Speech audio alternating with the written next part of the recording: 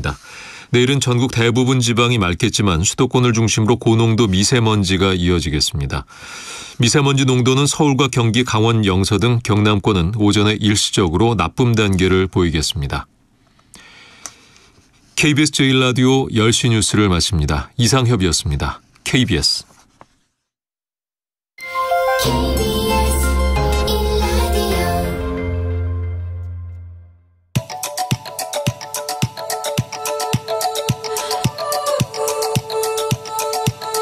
김성환의 시사야.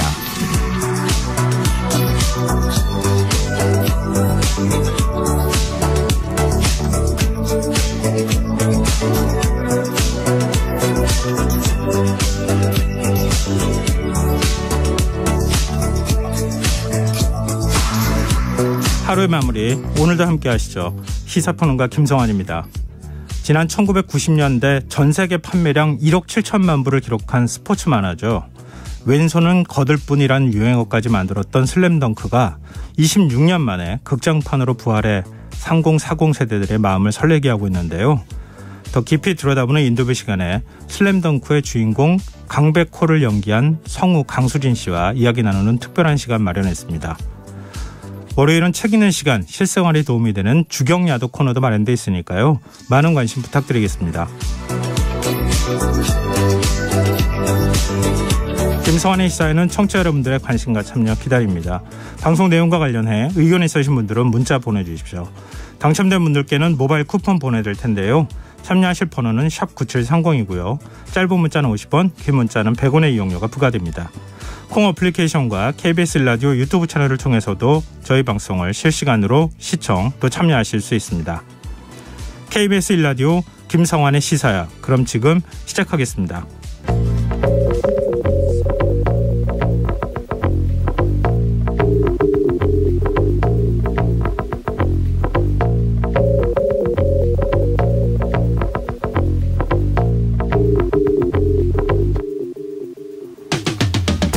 정부가 맞벌이 부부의 육아휴직 기간을 6개월 더 늘리는 방안을 추진하겠다고 밝혔습니다.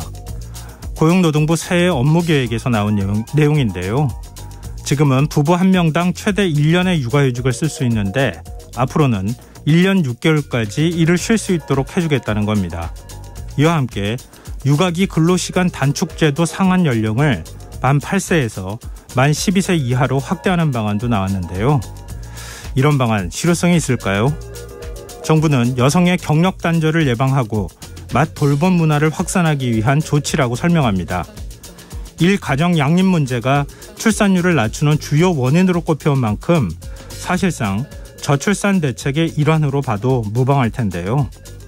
우리나라의 합계 출산율이 불과 0.81명에 그친다는 점에서 과연 기존의 제도를 조금 손보는 것만으로 저출산 문제를 극복할 수 있을지 의문이 드는 것도 사실입니다. 이웃나라 일본의 기시다 후미오 총리는 새해 기자회견에서 차원이 다른 저출생 대책을 내놓겠다고 약속했다고 하죠. 그리고 출산지원금을 대폭 올리고 제도 밖에 있는 비정규직 근로자들을 위한 육아지원제도를 신설하는 방안을 검토하고 있다는데요. 우리도 조금 더 대담한 저출산 대책 고민해야 하는 게 아닐까요? 최근 나경원 저출산고령사회위원회 부위원장이 출산 시 대출금 원금의 일부를 탕감하는 아이디어를 제시했죠. 헝가리의 출산 장려 정책 사례를 언급한 거라고 하지만 대통령실은 정부의 정책 기조와는 상당한 차이가 있다, 이런 입장입니다. 그 과정에서 대통령이 위원장인 저출산고령사회위원회가 지금까지 단 한 차례의 정식 회의도 열지 않았다는 점을 언급하기도 했는데요. 저출산 문제의 시급성, 우리 정부만 절실하지 않은 건 설마 아니겠죠?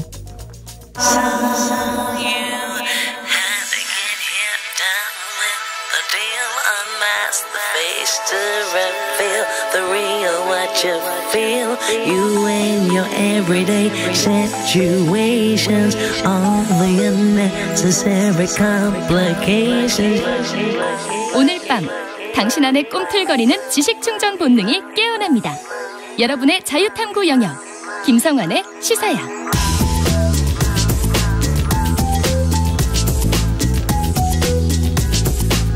오늘 어쩌던 뉴스 꼼꼼히 정리해드리는 뉴스야 시간입니다. 김민하 시사평론가 나와 계십니다. 안녕하세요. 안녕하세요. 네. 1월 임시국회가 오늘 개막했는데 회기 첫날부터 개점 휴업 상태라고요?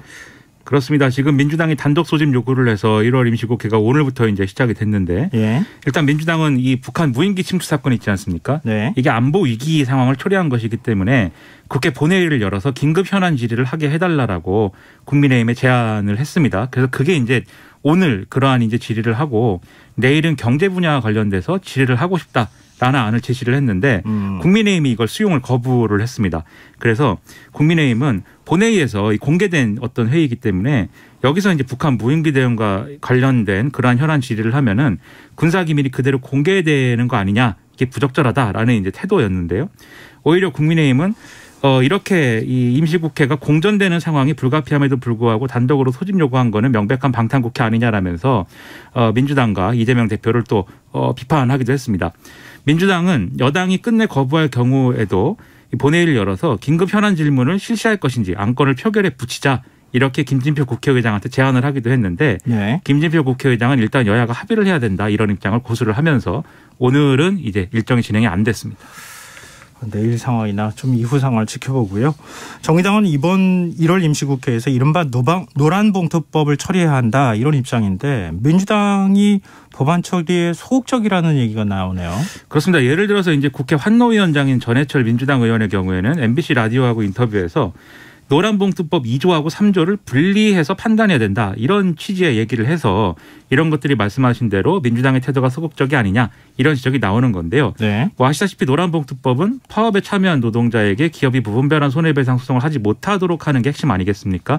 그런데 구체적으로 볼 때 이게 이 노조법 2조하고 3조를 개정하다는 것인데 노조법 3조가 이 손해배상 대상이나 이런 것들에 대해서 손해배상을 줄이자라는 거고 예. 노조법 2조는 사용자의 범위나 이런 것들을 늘리는 것에 해당하거든요. 그래서 지금 현행 노조법 2조를 보면은 근로자라는 정의에 비정규직 일부하고 간접고용, 특수고용 근로자가 포함이 되지 않아서 적법한 쟁의를 할 수 없도록 그렇게 돼 있기 때문에 이것의 정의를 확대하자라는 게 개정안의 취지입니다. 네. 근데 전해철 의원의 경우에 인터뷰에서 이렇게 얘기를 했습니다. 노조법 3조, 그러니까 손해배상을 줄이는 거에 대해서는 상당한 공감대가 있다. 그래서 이건 우선적으로 처리를 하자. 그런데 사용자의 범위, 즉 노조법 2조와 관련돼서는 계속적인 논의가 좀 더 필요하다, 이렇게 얘기를 했습니다. 네. 그러니까 3조 개정안에 대해서만 처리를 하자는 얘기로 비춰질 수 있기 때문에 이게 이제 그런 평가가 나오는 근거가 되고 있는 것이죠. 그래서 노동 시민단체로 구성된 이 노조법 2, 3조 개정운동본부는 오늘 국회 앞에서 기자회견을 열고 민주당을 비판을 좀 했는데요. 민주당이 노동자들의 절규를 불법 파업으로 낙인 찍고 손배 폭탄을 내리는 노조법 2, 3조를 개정해서 민생을 돌볼 의지가 있는지 의문이다 라면서 민주당이 이 노란봉투법 입법을 당론으로 채택하지도 않았고 환노위는 민주당이 위원장인데도 미온적인 태도이다 라면서 좀 날을 세우는 그런 모습이었습니다. 근데 그 노동시장 이중구조 해소하는 데 있어서 비정규직 목소리가 제대로 반영이 안 되면 의미가 없는 거잖아요. 그렇습니다. 그런데 마치 파업하면 사회 악, 이렇게 지금 규정을 해버리니까 비정규직 노조는 그럼 어디 가서 얘기를 합니까?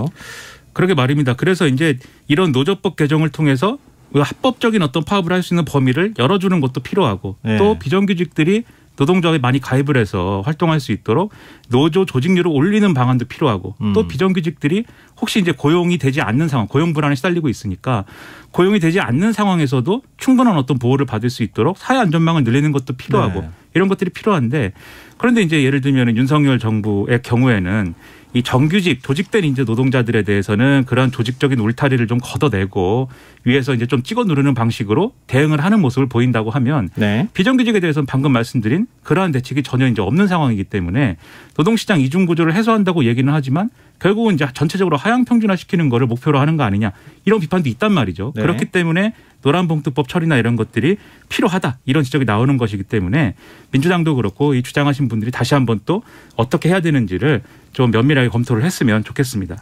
글쎄요. 이른바 문재인 정부의 3철 중에 한 명이라고 하는 전해철 의원이 또 이렇게 얘기하니까 또 의외이기도 한데요. 일단 시민사회단체 그리고 노동계 쪽 얘기까지 다 같이 수렴해야 되지 않을까 싶네요. 자, 이런 가운데 민주당이 북한 내통설을 제기한 국민의힘 신원식 의원을 국회 윤리특위에 제소를 했어요. 그렇습니다. 더불어민주당이 신원식 의원 징계 요구안을 이제 제출을 한 건데요. 이 신원식 의원은 5일 날 사회관계망 서비스를 페이스북을 통해서 민주당 김병주 의원이 이 북한 무인기에 이 비행금지 구역 침투 가능성을 제기한 거에 대해서 민주당이 우리 군보다 북무인기 항적을 먼저 알았다면 북한과 내통하고 있다고 자백하는 거 아니냐 이렇게 지적을 한 바 있습니다. 네. 더불어민주당은 이 발언을 문제 삼고 있는 건데요. 더불어민주당은 김병주 의원의 명예를 훼손하면 물론이고 공당인 민주당의 명예도 훼손하는 사실이 아닌 내용을 페이스북이나 기타 여러 다른 방법으로 퍼뜨렸다. 그리고 사과도 하지 않고 있기 때문에 이 징계 요구가 불가피하다. 이렇게 주장을 하고 있습니다. 이 징계안 작성에는 국회 국방위 소속 민주당 의원들과 원내 지도부 등 20명이 참가를 했다고 합니다. 네. 그런가 하면 국회 사무처가 국회의원회관에 전시될 예정이었던 정치 풍자 작품을 철거해서 논란이 일고 있어요. 그렇습니다. 이 전시회는 작가 한 30여 명의 정치 풍자 작품 80여 점이 전시될 예정이었습니다. 네. 근데 이걸 국회 사무처가 철거를 한 건데요. 이게 언론에 보도된 내용을 보니까 이 작품 중에는 윤석열 대통령이 상체를 탈의하고 김건희 여사하고 칼을 휘두르는 모습 등이 담긴 작품이 포함이 됐습니다. 네. 근데 이게 상체가 상당히 근육질이고 등이 좀 나오거든요. 네. 이런 작품만으로 이제 이렇게 할 수 있는 것이냐는 좀 의문인데 어쨌든 국회 사무처는 세 차례 공문을 이 주최 측에 보내서 국회 사무처 내규를 들어서 전시 작품의 자진 철거를 요청을 했는데 이게 받아들여지지 않아서 오늘 새벽에 작품들을 철거한 것이다. 이렇게 얘기를 하고 있습니다. 구체적으로 국회 사무처 내규라는 것은 이 국회의원회관 회의실 및 로비 사용 내규 제6조 5호를 이제 얘기하는 거라고 하는데요. 예. 여기에는 특정 개인 또는 단체를 비방하는 등의 타인의 권리, 공중도덕, 사회윤리를 침해할 수 있는 회의 또는 행사로 판단되는 경우에 사무총장이 이 사용을 허가하지 않을 수 있다. 이렇게 되어 있는데 네. 이 경우에 해당한다라고 봤다라는 겁니다. 일단 정치권 반응부터 살펴보죠. 일단 이 행사를 공동 주관한 것이 더불어민주당 및 무소속 의원들하고 작가들입니다. 그러다 보니까 이분들이 국회 사무처를 규탄하는 기자회견을 열고 이 국회의장이 책임져라 이렇게 요구를 했는데요. 이 철거 자체가 주최 측하고 협의되지 않은 상황에서 이루어졌고 또 공동 주관한 의원들이 철거에 동의한 바도 없는데 이렇게 강행된 거에 대해서 문제 제기를 하는 그런 메시지였습니다. 그러면서 과거로의 퇴행은 결코 용납할 수 없다. 국회라는 공간은 그 어느 것보다도 표현의 자유를 한껏 보장해야 마땅한데 국회의 본질적 역할을 망각을 하고 예술인을 억압한 국회 사무처는 야만적이다. 강하게 규탄한다. 이런 것이었는데요. 네. 국민의힘은 완전히 다른 얘기입니다. 민주당 의원들이 윤석열 정권 풍자라는 명분으로 대통령과 대통령 배우자를 비방하는 이런 그림의 전시회를 국회에서 주최하려고 한 것은 충격과 경악을 금할 수 없는 일이다라고 주장을 했고요. 대선 불복을 하겠다는 노골적 선전포고이다. 국민들이 선출한 대통령을 인정하지 않고 조롱하고 비방하는 헌법의 파괴독으로 이 표현의 자유를 사용하는 것은 정당화될 수 없다. 이런 주장을 내놨습니다. 근데 이게 과거 정부 때도 논란이 됐었는데 이거 어떻게 봐야 됩니까? 그러니까 사실은 정권이 바뀔 때마다 그 정권에서 예를 들면 대통령에 대한 풍자라든가 또는 이제 뭐 비방 뭐 이런 것들이 늘 이제 논란이 되는데요. 네. 그 중에는 정말 예를 들면은 고인이 된 뭐 어떤 분들에 대한 뭐 모욕이라든가 또는 그러한 명예훼손이라든가 그런 것들에 해당될 만한 것들도 있었습니다. 그런 것들은 자제가 돼야겠지만 지금 살아있는 권력 어떤 대통령에 대해서 심하게 어떤 뭐 아주 저급한 어떤 그러한 뭐 작품을 만든 것도 아니고 앞서 말씀드렸듯이 근육질의 몸매거든요. 그 정도도 전시를 못한다라고 하면은 그것은 표현의 자유가 지켜지고 있다고 말할 수 없는 것이고요. 네. 여기가 북한이나 중국도 아니고 특히 국회에서 이런 작품의 전시도 못한다고 하는 것은 사실 국민의 한 사람으로서는 잘 이해가 되지 않고 오히려 너무 이렇게 이런 표현의 자유를 억압하는 것보다는 오히려 열어놓고 다양한 표현을 할 수 있도록 해주는 게 그리고 그 표현에 대해서 누구는 뭐 비판도 하고 누구는 또 잘했다고도 하고 뭐 이렇게 평할 수 있도록 만들어주는 게 오히려 문제를 좀 해소하는 방안일 텐데 왜 정치권이 이렇게밖에 못하는지 참 이해가 되지 않습니다. 국회 사무처가 국회의원의 표현의 자유를 제한한다. 뭔가 형용모순 같은 느낌이 드네요. 자, 지금 여러분께서는 KBS 1라디오 김성환의 시사회와 함께하고 계십니다. 계속해서 뉴스와 이어가겠습니다. 나경원 저출산고령사회위원회 부위원장과 지금 대통령실이 출산 장려 정책을 놓고 계속 지금 갈등하고 있어요. 그렇습니다. 지난 5일에 나경원 부위원장이 기자간담회에서 이 저출산 대책 일부를 이제 언급을 하면서 뭐 부채 탕감이라든지 이런 얘기를 했는데요. 안상훈 대통령실 사회수석이 6일 날 이 나경원 부위원장 발언에 대해서 윤석열 정부 정책 기조와는 상당히 차이가 있다. 이렇게 반박을 하면서 이 갈등설이 불거진 겁니다. 나경원 부위원장은 어제 이 발언에 대해서 오해를 불러일으킨 점에 대해서 유감스럽게 생각한다. 이렇게 소셜미디어에 썼는데 네. 그러면서도 확정되거나 당장 추진할 계획이 있는 것은 아니다. 대통령실의 우려 표명에 대해서 10분 이해하는데 어찌됐든 오해를 불러일으키는 점에서 유감스럽게 생각하지만 억측을 바탕으로 근거 없는 곡해를 정치권이 하는 일은 지양해 달라라고 주장을 했습니다. 그러면 여기서 사실은 좀 진화가 됐어야 되는 것 같은데 네. 어제 대통령실 관계자가 또 이 입장을 냈어요. 언론에 대고. 대통령과 전혀 조율되지 않은 정책을 일방적으로 발표한 것은 납득하기 어려운 부적절한 처사이다. 대통령실은 나경원 전 의원 일련의 처사에 대해서 대단히 실망스러워하고 있다. 정부 조직을 자기 정치에 활용하는 행태에 제동을 걸어야 된다. 이렇게 주장을 한 것이고 언론을 보면은 대통령실 내에서는 나경원 부위원장의 해촉을 검토해야 된다. 이런 의견도 나온다라는 거거든요. 네. 여기서 또 끝이 아닙니다. 오늘 오전에 나경원 전 의원이 언론 인터뷰를 통해서 이게 사실 위원회 차원에서 대책을 검토한 것을 이렇게 얘기를 했는데 이런 반응이 나오는 거에 대한 어떤 불편함 이런 것들을 거론을 했거든요. 다시 대통령실이 언론을 통해서 또 이런 얘기를 했습니다. 장관급 고위공직자가 정보정책 기조와 정반대 얘기를 하면서 거짓말을 했다. 고위공직을 당대표 선거를 위한 도구로 활용하는 것은 문제이다.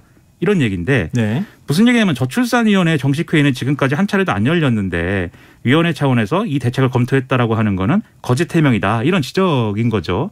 나경원 전 부위원장 또 여기에 대해서 이제 나경원 부위원장이 또 연합뉴스에 문자 메시지를 보내서 해명을 했습니다. 위원회 실무자들하고 각종 예산 추계, 여론조사 그리고 헝가리 사례를 검토하도록 한 것이다. 그런 얘기였지 위원회를 열어서 검토했다고 얘기한 건 아니다. 뭐 이렇게 반박을 했다는 건데 내일도 또 얘기가 나올지 뭐 어떻게 되는 건지 모르겠습니다. 근데 이런 거 나오면은 뭐 사실과 다르다 이렇게 한번 해명을 하면 되는데 집요하게 대통령실 참모들이 나경원 부위원장을 공격하는 모습을 보인단 말이에요. 그렇죠. 이거 어떻게 봐야 됩니까? 결국은 이제 어떤 대통령의 의향이 어느 정도 반영된 것이 아니냐 이렇게 볼 수밖에 없는데요. 예. 지금 대통령실은 이게 결국 나경원 부위원장의 전당대회 출마를 막겠다는 거 아니냐 이런 해석에 대해서는 아니다라고 얘기를 하고 있습니다. 정책적인 혼란을 막기 위한 것이지 그건 아니다라는 건데 말씀하셨다시피 계속해서 이렇게 입장을 내고 있기 때문에 결국은 전당대회 출마에 대한 견제성 발언이 나오는 거다. 이렇게 해석들이 많이 나오고 있고요. 네. 이게 분명히 지금 파급 효과가 좀 일어나고 있습니다. 오늘 이제 국민의힘 제주도당에 나경원 부위원장이 가서 교육을 하는 일정이 잡혀 있었거든요. 네. 이게 한 달 전부터 잡혀 있던 일정이어서 내일 제주를 찾는 일정이었는데 이게 제주도당에서 이것이 취소됐다라고 문자 메시지로 공지를 했습니다. 근데 이게 그냥 나경원 부위원장이 뭐 문제가 있어서 취소한 게 아니라 제주도당이 일방적으로 취소를 했다라는 거거든요. 그러니까 이런 데까지 벌써부터 파급이 미치고 있는 것이죠. 이런 상황이 되니까 이준석 전 국민의힘 대표의 경우에는 페이스북을 통해서 이렇게 평을 했습니다. 골대를 들어 옮기는 것으로는 안 되니 이제 자기 팀이 아니라고 생각하는 선수들을 두들겨 패기 시작했다. 사실 애초에 축구가 아니었다. 이런 얘기인데 뭐 다들 뭐 비슷한 생각을 뭐 하지 않을까 싶습니다. 근데 나 부위원장이 정말 출마 의지가 있느냐 없느냐 뭐 아직까지 명확하게 밝히고 있지는 않지만 나오고 싶어 한다는 얘기는 정가에서 지금 파다하게 번지고 있는 상황이잖아요.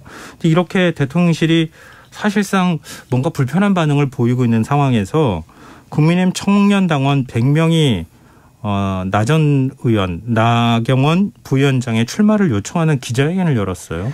그렇습니다. 국민의힘 청년당원 100명이 오늘 기자회견을 열어서 이렇게 주장을 했습니다. 윤심에 의해서 모든 것이 결정되고 답은 정해졌으니 당원은 정해진 대로 투표나 하라는 식의 답정너 전당대회는 국민에게 큰 실망만 안길 것이다.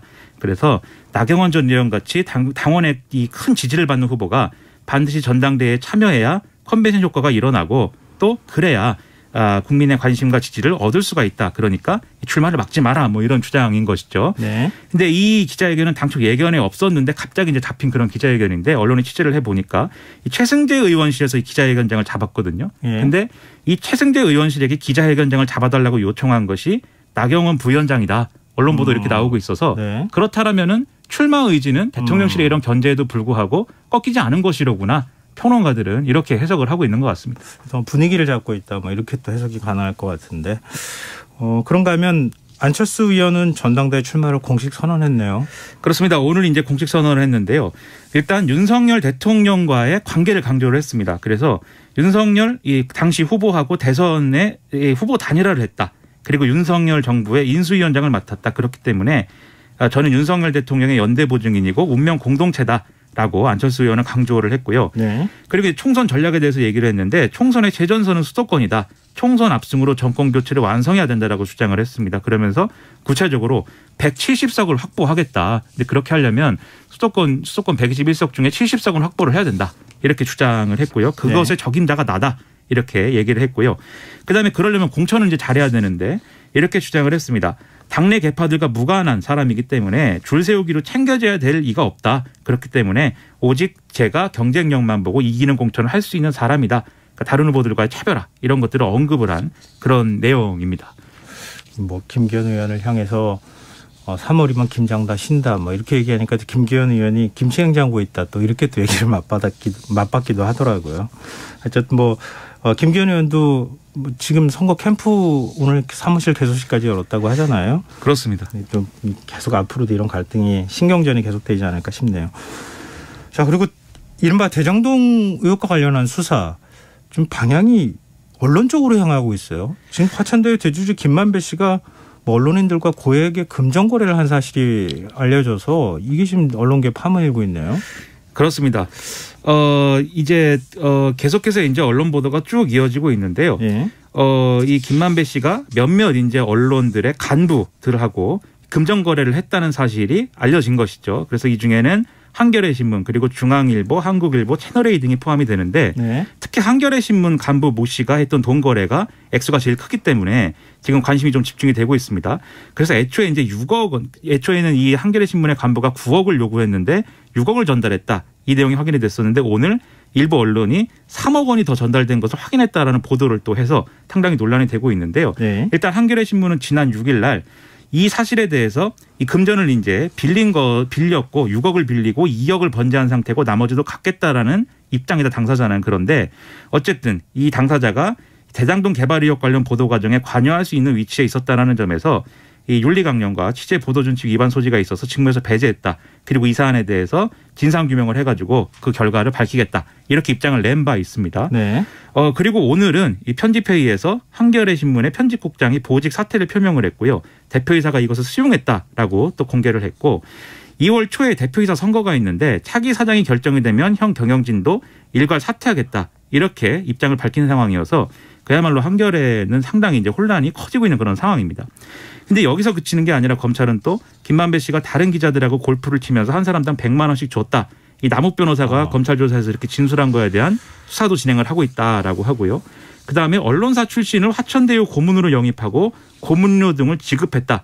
이 보도도 나와서 이것도 이제 수사가 진행 중인 걸로 보입니다. 네. 이 중앙일간지에서 논설위원 지낸 모 씨가 연봉 1억 2천만 원에 화천대유 고문 계약을 했다는 것이고 또 다른 기자들도 이 27개월간 9천만 원을 받았다. 그리고 마찬가지로 또 다른 이제 기자도 연봉 3,600만 원의 고문 계약을 받고 2,400만 원을 받았다. 뭐 이런 일들이 이제 보도가 쭉 되고 있는데요. 네. 언론사를 퇴직하고 화천대유와 계약을 한 것이지만 검찰은 이 사람들은 회사에 출근하지도 않고 고문 역할도 제대로 수행을 안 했다라고 보고 있다고 합니다.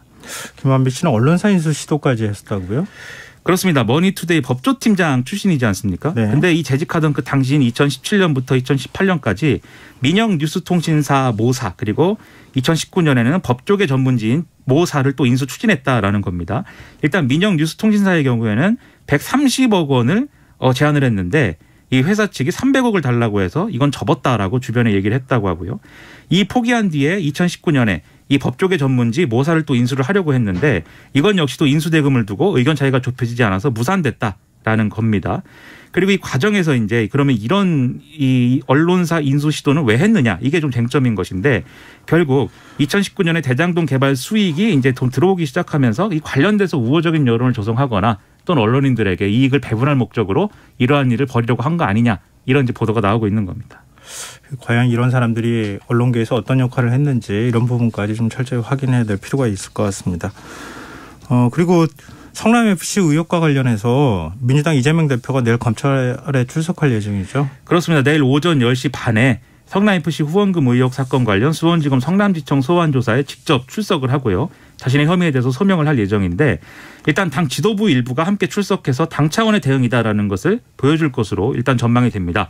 그리고 이제 이재명 대표는 직접 포토라인에 서서 이 문제에 대한 입장을 낼 것으로 보이는데요. 네. 또 당내 일각에서는 이 분명히 좀 명확하게 대응을 해야 된다라는 얘기를 하면서도 근데 당 차원의 어떤 대응으로 보이는 거는 자제해야 되지 않느냐 이런 목소리도 있어서 이 검찰 출석을 둘러싼 당내의 여러 가지 얘기들은 앞으로도 계속 이어질 것 같습니다. 내일 아마 검찰 출석하는 장면 또 이재명 대표의 말 이게 하루 종일 아마 화제가 그렇죠. 되지 않을까 싶네요. 그렇습니다. 자, 뉴스 여기까지 하겠습니다. 지금까지 김민하 시사평론가였습니다. 고맙습니다. 고맙습니다.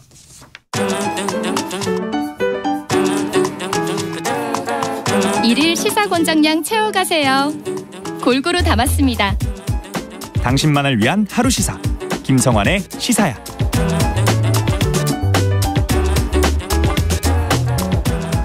아, 1990년대 농구 붐을 일으키며 많은 사랑을 받았던 만화 슬램덩크가 26년 만에 영화로 다시 돌아갔습니다. 오늘 인터뷰에서는 극장판 더 퍼스트 슬램덩크에서 강백호 역할을 연기한 강수진 성우 스튜디오에 모셨습니다. 안녕하세요. 네, 안녕하세요. 안녕하세요. 북산고 리바운드의 제왕 농구 천재 강백호입니다. 안녕하세요. 성강수진입니다. 잠시 뜸을 들이셨길래 네. 뭐 하시려고 그러나 그랬더니 강백호 목소리를 놀라셨나요? 연기해 주셨습니다. 시청자분들도 굉장히 청취자분들도 반가워하실 것 같습니다. 네. 주말 내내 어딜 가나 뭐 좀 슬램덩크 얘기밖에 없다고 해도 과언이 아닌데요. 열풍 혹시 실감하고 계세요? 네, 너튜브 네. 그 채널들 보니까 그 슬램덩크와 관련된 컨텐츠들이 갑자기 폭증하더라고요. 그렇기도 하고 오늘도 낮에 또 어디 인터뷰를 하고 왔는데 네. 인터뷰 요청이 지금 쇄도하고 있어서 실감하고 있습니다. 나와주셔서 정말 감사드립니다. 오히려 불러주셔서 감사합니다. 네네. 네, 지난 주말 슬램덩크 배역의 목소리를 연기한 성우들이 관객들하고 만나는 자리가 네. 있었다면서요. 네네. 기억에 남는 슬램덩크 팬들 후기나 질문이 혹시 있었습니까? 대체적으로 너무 좋은 말씀들을 많이 해주고 계십니다. 소위 디스는 거의 못 찾아볼 수가 없고요. 너무 좋은 말씀들만 해주시고 있는데 거기에 진심들이 다 느껴져서 정말 영광으로 생각하고 있고요. 예를 들면 명작은 결말을 알고 봐도 다시 보게 된다. 이런 댓글들도 많고요. 예. 또 사나이를 울리는 건 매운 라면이 아니라 슬램덩크다. 우셨다고 하는 분들이 진짜 있더라고요. 네, 많이들 우시더라고요, 실제로. 네. 이게 팬들이 어떤 마음을 자극했을까 하는 궁금함이 들어요. 추억의 소환 때문이 아닐까 싶어요. 그러니까 나의 그 시절. 그렇죠. 네. 그러니까 여러 가지 추억의 사람들이 많이 있지만 사람들이 힘들 때 그 힘든 거를 견뎌내는 힘은 또 추억의 힘인 경우도 많잖아요. 네.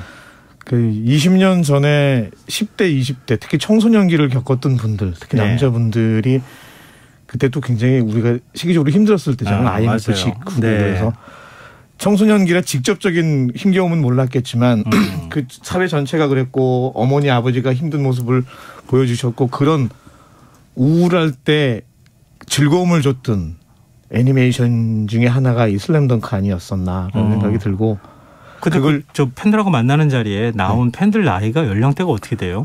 말씀하신 대로 30대, 40대가 많고요. 예. 20대 후반부터 40대 초반까지. 네.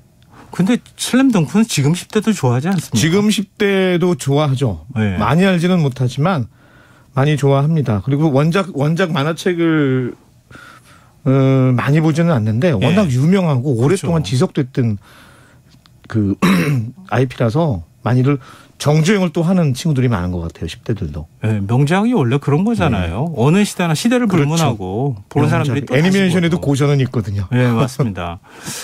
우리가 그래서 제가 지금 이렇게 질문 드린 거는 3, 40대에 너무 팬들 층을 그러니까 그 팬들만 좋아했던 것처럼 혹시 비춰질까 그렇죠. 해서 지금 세대도 굉장히 좋아하기 때문에 근데 아무래도 이제 어른이 된 팬 입장에서 보면은 같은 연령대 그 시절에 슬램덩크 좋아하셨던 세대이기도 하잖아요. 네네. 같이 만나면 대화도 좀 남다를 것 같고 서로 간에 소통하는 게 더 많을 것 같아요. 사실은 제가 성우로서 슬램덩크에 참여했던 시기는 저에게 있어서는 제가 이미 30이 넘어서 참여를 했거든요. 네. 그래서 그때 슬램덩크를 한참 좋아하던 10대나 20대 초반의 그 청년 세대들하고는 조금 세대 차이가 있기는 해요. 근데 제가 이제 제가 한 연기를 너무들 좋아해 주셨죠. 그때 그 세대들이. 그렇죠. 그래서 같이 공감할 수 있는 부분들이 굉장히 많이 있는 것 같습니다. 저희 청취자 권혁훈님께서요. 대학생 때 만화방에서 라면 먹으면서 소년 챔프라는 만화 프로그로 맞습니다. 처음 봤던 게 생각납니다. 벌써 30년이 지났네요. 저는 늙고 만화 주인공들은 그대로고요. 이렇게 하면서 문자를 주셨는데요. 정말 맞는 말씀이신 것 같아요.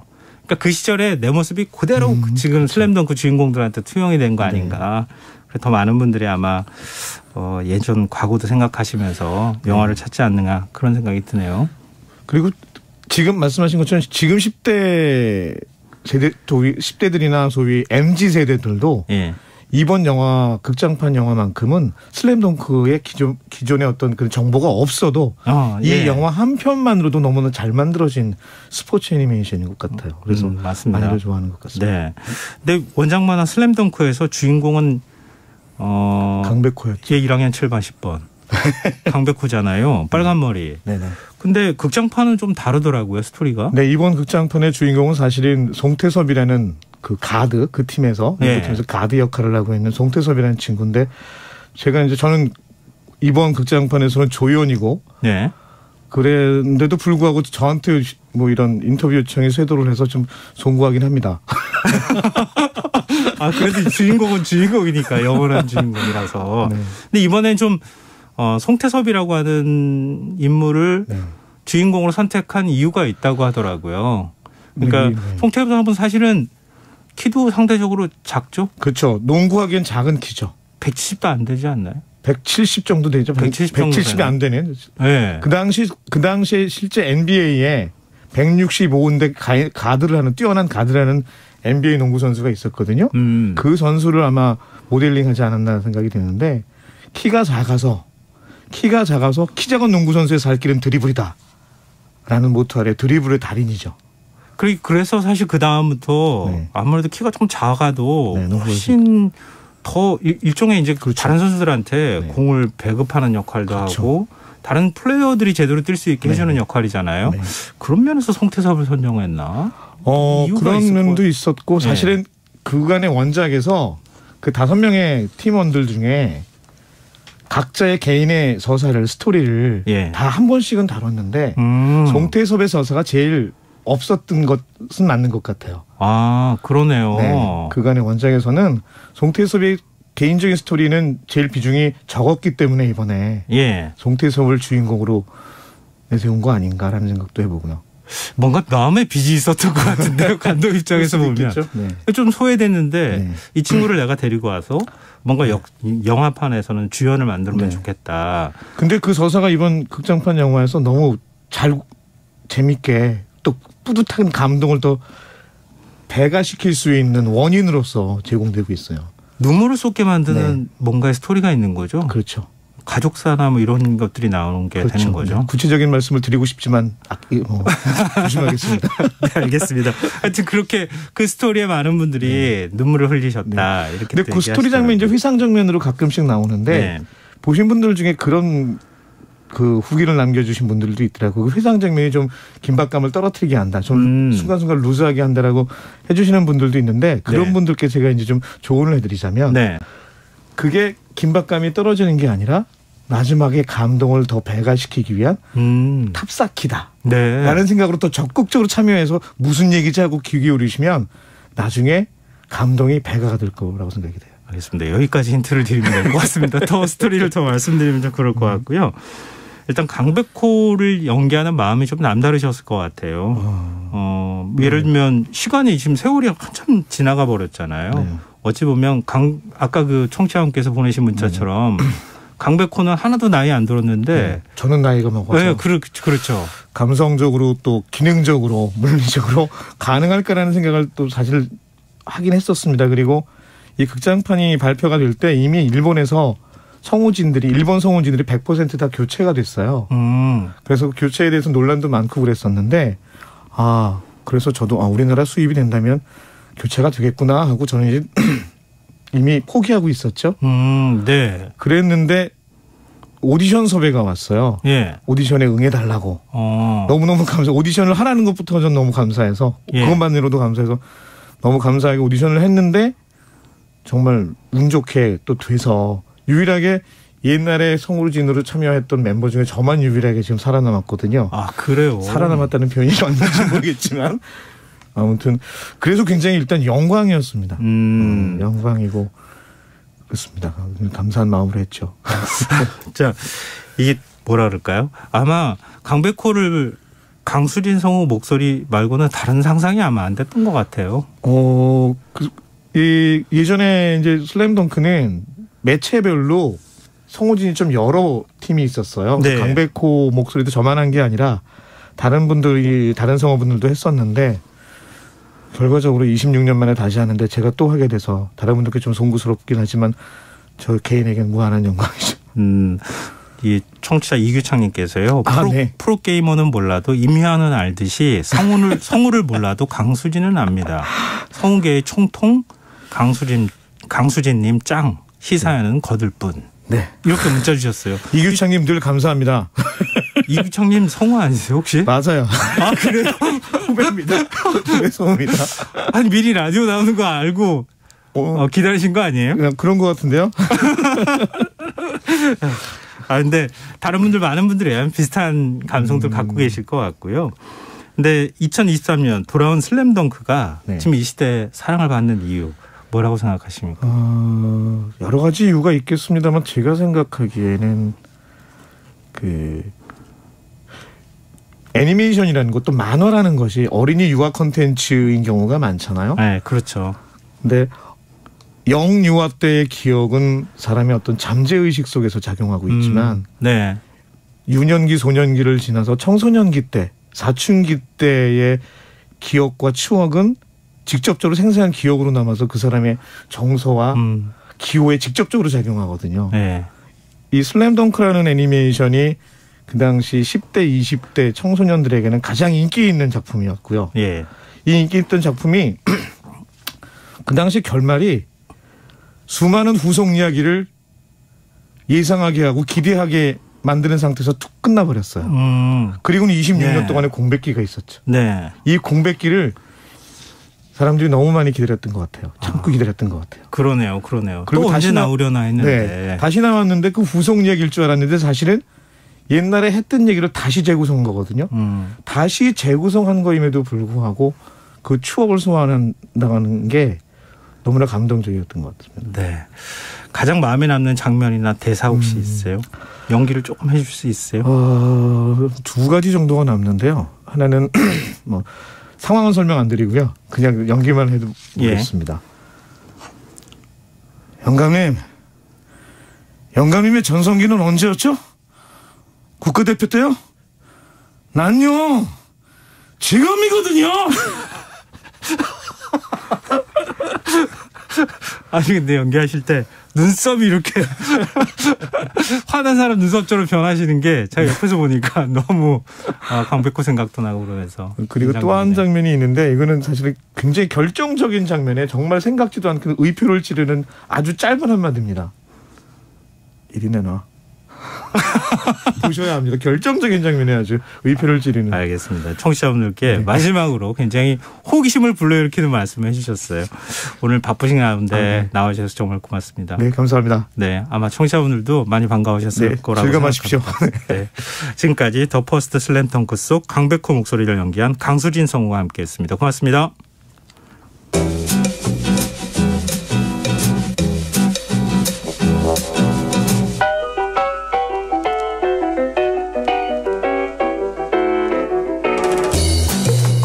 청기와 병균, 금속이 인류 역사에 어떤 영향을 미쳤을까요? 실용서부터 경제, 경영, 인문학까지 실생활에 도움이 되는 책 함께 읽어보는 시간입니다. 듣고만 있어도 똑똑해지는 지식충전소 주경야독, 성신여자대학교 겸임교수이자 북튜버 이시안 작가 함께하겠습니다. 안녕하세요. 네, 안녕하세요. 지금 벽돌책 도전 특집 기획 시리즈라고 그렇게 얘기해도 될 것 같은데요. 그렇습니다. 그럼 앞서 제가 얘기한 걸로도 아마 많은 분들이 이거 오늘 어떤 책 소개해 드릴 건가 아마 다 눈치채셨을 것 같아요. 네네. 네. 사실 이 책은 사피엔스 못지않은 벽돌책의 대명사입니다. 사실 우리가 벽돌책이라고 지칭할 때는요, 단순히 두꺼워서만은 아니거든요. 두껍지만 많이 팔린 책이라는 전제가 살짝 있는 거거든요. 네네. 네. 그런 면에서 보자면 사피엔스 못지않게 정말 이건 벽돌책의 기준에 맞게 많이 팔린 책이다라고 이제 볼 수 있는 책인데요. 바로 제레드 다이아몬드의 총균세입니다. 이게 총균세가 사피엔스하고 비교하면 책 두께가 더 두껍지 않아요? 맞습니다. 한 100페이지 정도가 더 두꺼운데요. 사피엔스가 600페이지 좀 넘었거든요. 그런데 이 책은 752페이지입니다. 거기에서 일단 질리는 느낌? 그리고 글자도 좀 더 촘촘해요. 그래서 진짜 읽다 보면요 중간에 난 누구지? 여기서 뭐라는 거지? 이런 생각이 딱 드는 그런 책이거든요. 일단 책 표지 보면 가서 네. 한 번쯤 책 다 들어보셨을 거예요. 그렇죠, 그렇죠. 네, 대형서점이나 이런 데 가면 이렇게 깔려 있는 거 보고 네. 한번 이렇게 들었다가 이렇게 두께 한번 보고 무게 한번 느끼고 이렇게 내려놓는 네. 그런 책이 아닐까 싶은데요. 근데 제가 이 책을 보는 요령을 한 가지 알려드릴게요. 네. 사실 벽돌책 보는 요령이기도 하고 특히 총균세 같은 책, 그 서양의 인문학 책을 보는 요령인데요. 안 보는 거예요. 안 보는 거요? 그게 무슨 말이에요? 그러니까 총균세의 아이디어가 그렇게 복잡하진 않거든요. 네. 메시지들은 장마다 되게 분명하고 간단한데 그걸 증명하기 위해서 사례들이 엄청 많아요. 네. 서양 책 쪽이 좀 그렇잖아요. 예. 네, 종의 기원 같은 책도 맞아요. 하나의 사실 증명하기 위해서 막 얘들을 10가지씩 막 들고 그러거든요. 비둘기 얘기만 하다 끝났다 뭐 이런 얘기를 뭐 혹자는 얘기하던데. 이 책에서도 한 가지 주장에 대해서 얘가 한 대여섯 개가 나옵니다. 예. 근데 사례 하나하나는 재미있는 건 맞는데 사실 거의 반복이 되는 거니까 네. 그러다 보니까 아까 한 얘기 아닌가 이런 생각도 들고요. 예. 재미와 긴장감이 떨어지면서 좀 보기가 힘들어지는 지루해지는 경향이 있거든요. 그럴 때 이제 해당 주장에 대해서 앞에 나와 있는 대표적인 예 한 두세 개 정도만 보신 다음에 다른 애들은 살짝 넘기셔도 책을 읽는데 큰 무리는 없거든요. 아, 네. 네, 그래서 책을 읽는데 잘 안 읽히면 굳이 하나하나 다 읽힐 필요가 없고 다 읽을 필요가 없고 살짝 이렇게 스킵하시는 것이 어차피 비슷한 예들이니까 예. 되게 좋은 요령이고요. 특히 총교사 책을 읽을 때는 아주 좋은 요령이 될 거예요. 학창 시절에 네, 우리 수험생 같은 경우 그 학습서 두껍잖아요. 네. 그 앞장만 공부하다가 네. 뒷장 하얗게 남겨놓는 경우도 있는데 근데 또 그러면은 시험 문제가 꼭 뒤에서 나오잖아요. 그 선생님이 비슷한 얘기를 했던 게 제 기억이 나요. 네. 일단 모르는 거 있으면 넘기고 맞아요. 네. 갔다가 다시 와라. 네. 근데 안 되더라고요. 갔다가 다시 가기가 힘들죠. 근데 지금 총기세도 좀 비슷한 느낌을 갖고 계시는 분들이 있을 것 같은데 사실은 책 자체가 네. 아주 어려운 책은 아니에요. 네, 맞아요. 네. 그리고 그걸 붙잡고 있을 만한 끈기가 중요한 거지. 네. 우리 총균세 네. 이미 힌트가 다 나오긴 했지만 네. 내용을 조금 살펴볼까요? 네. 제목의 의미부터 보면요. 근데 이 책의 제목이 그대로 내용이거든요. 예. 이 책을 한마디로 또 정리하는 것도 되게 간단해요. 인류의 문명 발전 속도가 다른 것은 바로 총, 균, 세 때문이다. 그래서 책 제목이 총균세거든요. 네. 책 제목이 원래 Gun, Gums and Steel, 점스라고 해야 되나? Gums and Steel인데 예. 이거 그냥 번역하면요. 무기, 세균, 강철입니다. 근데 책 제목을 이렇게 지었으면 뭔가 좀 밋밋했을 거 아니에요. 네. 그래서 총균세라고 번역을 했는데 이게 정말 잘 지은 것 같아요. 그 총균세 중에 하나만 그 두 자를 써도요. 가령 무기, 균, 쇠 뭐 이런 식으로만 썼어도 네. 좀 뭔가 운율이 안 맞잖아요. 그러네요. 그러면서 총균세 이건 정말 센스 있는 장면이 아니었나 생각이 들어요. 명징하다고 해야 되나요? 네, 탁 네. 들어오잖아요. 네. 아, 인류가 이렇게 발전했구나 이런 네. 생각은 할 텐데 네. 저는 읽으면서 좀 불편했던 건 네. 이게 서구적 사고에서 맞습니다. 딱 그 시각으로 쓴 책이구나. 네, 맞아요. 아마 읽어보신 분들은 불편함을 갖고 계신 분들도 있을 거예요. 그럴 수 있죠. 네. 재밌는 게 네. 서구적 사고가 분명히 드러나는데 이 책을 쓴 동기는 오히려 반대예요. 네. 이 다이아몬드 교수가 책의 앞에서 그 얘기를 하고 있는데 자기의 뉴기니인 친구, 그러니까 원주민 친구가 당신네 백인은 그렇게 많은 화물을 발전시켜 뉴기니까지 가져왔는데 어째서 우리 흑인은 그런 화물을 만들지 못한 겁니까? 하고 물었다고 해요. 그 화물이라는 게 이제 그 문명의 어떤 이기, 문명의 도구들 같은 거를 얘기한다고 보시면 되죠. 예. 그러니까 아니 왜 우리는 그러지 못하고 니네는 그러냐라고 했을 때 여기에 대한 대답으로 쓴 책이 바로 이 책이라는 거죠. 자기도 이제 왜 그런지 궁금해서 총균세 뭐 직접적인 이유로 총균세라고 하는데요. 예. 근데 그게 중요한 거긴 한데 근본적인 이유가 따로 있긴 하거든요. 이렇게 정리할 수 있어요. 총균세라고 우리가 앞에 또 내밀었지만 그 뒤를 보면은 각 대륙의 역사, 문명의 차이가 난 것은 인종적, 역사적 요인이 아니라 지리 환경적 요인이다. 그러니까 말하자면 환경 결정론이 그 밑바탕에 있다라고 생각하고 쓴 책이죠. 유전학이나 이런 데서 네. 얘기됐던 것처럼 어디가 더 고등하고 네. 어디가 하등하다. 네. 그러니까 이런 차이의 문제가 아니라 네. 각각의 지리적 특성에 맞게 문명을 발전해 왔다. 네, 근데 그렇죠. 그게 어느 순간 이렇게 교차하면서 이쪽이 그 힘을 가지고 이쪽을 지배라고 하긴 좀 그런데 새로운 문명의 형태를 만들어낼 수 있었다. 뭐 이렇게 얘기할 수 있는 건가요? 그렇죠. 그 질이나 환경이 결국에는 말씀하신 어떤 문명이 조금 더 우위에 서게 만들고 어떤 문명은 상대적으로 열위에 서게 만드는 그런 역할을 했다라는 건데요. 예. 간단하게 좀 정리를 해보면 농경을 통해서 인류가 잉여 생산물을 가지게 되거든요. 예. 그러니까 그리고 또 동물들을 가축화해가지고 농경을 효과적으로 수행하게 됩니다. 예. 그러면서 잉여 생산물이 쌓이면서요. 그 잉여 생산물을 많이 가진 사람이 이제 높은 계급이 되면서 계급이 발생되죠. 네. 그리고 잉여 생산물 때문에 등장한 비생산 계급들이 기술을 발전시키고요. 이 기술들이 정복 전쟁에 쓰이게 됩니다. 무기가 발달하게 되는 거죠. 네. 여기서 이제 동물의 가축화, 식물의 작물화 이런 것들이 중요한 개념인데 동서 방향으로 축을 이루는 게 그러니까 예를 들면 기후적으로 비슷하다는 거거든요. 동서 방향으로 같은 그 기온을 가지니까요. 네네. 그래서 유라시아 대륙에서는 쉽게 전파가 되었다는 거죠. 그런데 네. 수직으로 남북의 축인 아프리카나 아메리카는 기후가 다르잖아요. 예. 그래서 이런 기후에서 성공적으로 작물화한 것들이 쉽게 전파가 되진 않는 거예요. 그래서 동서로 뻗은 유라시아 대륙은 동물화, 작물화, 기술, 무기 이런 것들이 쉽게 전파가 되고 교역도 가능하고 다양성에 노출되어서 여러 가지로 생존에 유리하게 되었는데 반면에 이제 고립적이었던 아프리카나 아메리카 대륙은 이런 점에서 상당히 불리했다라고 얘기를 합니다. 아, 그러니까 그렇구나. 네. 이런 생각을 하게 되면서 네. 지금 총균세 중에서 네. 총하고 그다음에 총균 새가 이제 기술 총하고 새는 네네. 서구에서부터 네네. 좀 더 사실 뭐 발전하기 시작했던 거 보면 네. 중국에서부터 발전한 게 넘어가서 뭐 발전이 됐다 이렇게 또 설명할 수 있을 것 같고 맞죠. 화약까지 화약 같은 얘기하면 거는, 네. 근데 균이라고 하는 거는 네. 정반대 흐름을 갖고 있는 거죠. 네. 그 균에 대한 이야기가 이제 그 아메리카 대륙 예. 콜럼버스가 아메리카를 발견하면서 유럽에 알려지게 되고 사실 그 전에 알려져 있었지만 그게 이제 계기가 돼서 많이 넘어가게 된 계기가 됐잖아요. 예. 근데 여기서 이제 유럽인들이 균과 함께 넘어간 거예요. 그러니까 가축화된 그 전부터 이제 동물들을 가축화하고 있었기 때문에 동물들에서 나오는 그런 균에 대해서 일찍부터 내성을 가지고 있었거든요. 예. 그런데 이 신대륙에서는 그 내성이 없었던 거죠. 낯선 병원균 때문에 떼죽음을 당하게 되는데요. 이 책에서 예를 드는 피사로의 경우는요. 168명의 스페인군이요.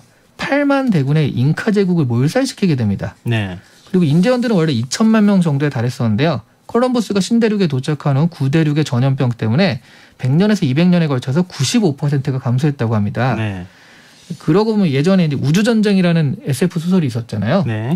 거기서 지구를 침공한 외계인들이 엄청난 압도적인 화력으로 지구를 막 깨부수는데 결국 쓰러지게 된 게 지구에 있었던 병원균 때문이라는 설정이 있었거든요. 네. 그래서 사실 168명이 8만 대군을 물리친 이야기를 처음엔 믿기 힘들었는데 그렇죠. 말이 안 되는 거죠. 네. 근데 코로나 사태를 겪어보니까 균이라는 게 이렇게 무서운 거구나라고 실감을 좀 하면서 그럴 수도 있었겠다라는 생각이 들더라고요. 근데 이거는 제가 아까 정확하게 표현을 안 했던 것 같은데 네. 어떤 한 일방향으로 간 게 아니라 균은 양쪽으로 왔다 갔다 했다. 네. 근데 훨씬 더 큰 피해를 아메리카 대륙에 있는 원주민들이 당했다. 네. 이렇게 정리하는 게 맞지 않나요? 사실은 이 책에선 안 나왔지만 네. 이제 이런 콜레라균이나 천연두 이런 것들이 이렇게 갔고요. 예. 반대로 신대륙에서 넘어온 게 구대륙으로 넘어온 게 매독균 같은 경우에는 원래 유럽에는 없었거든요. 예. 이때 또 넘어와가지고 서로 상호 교환을 했다고 하죠.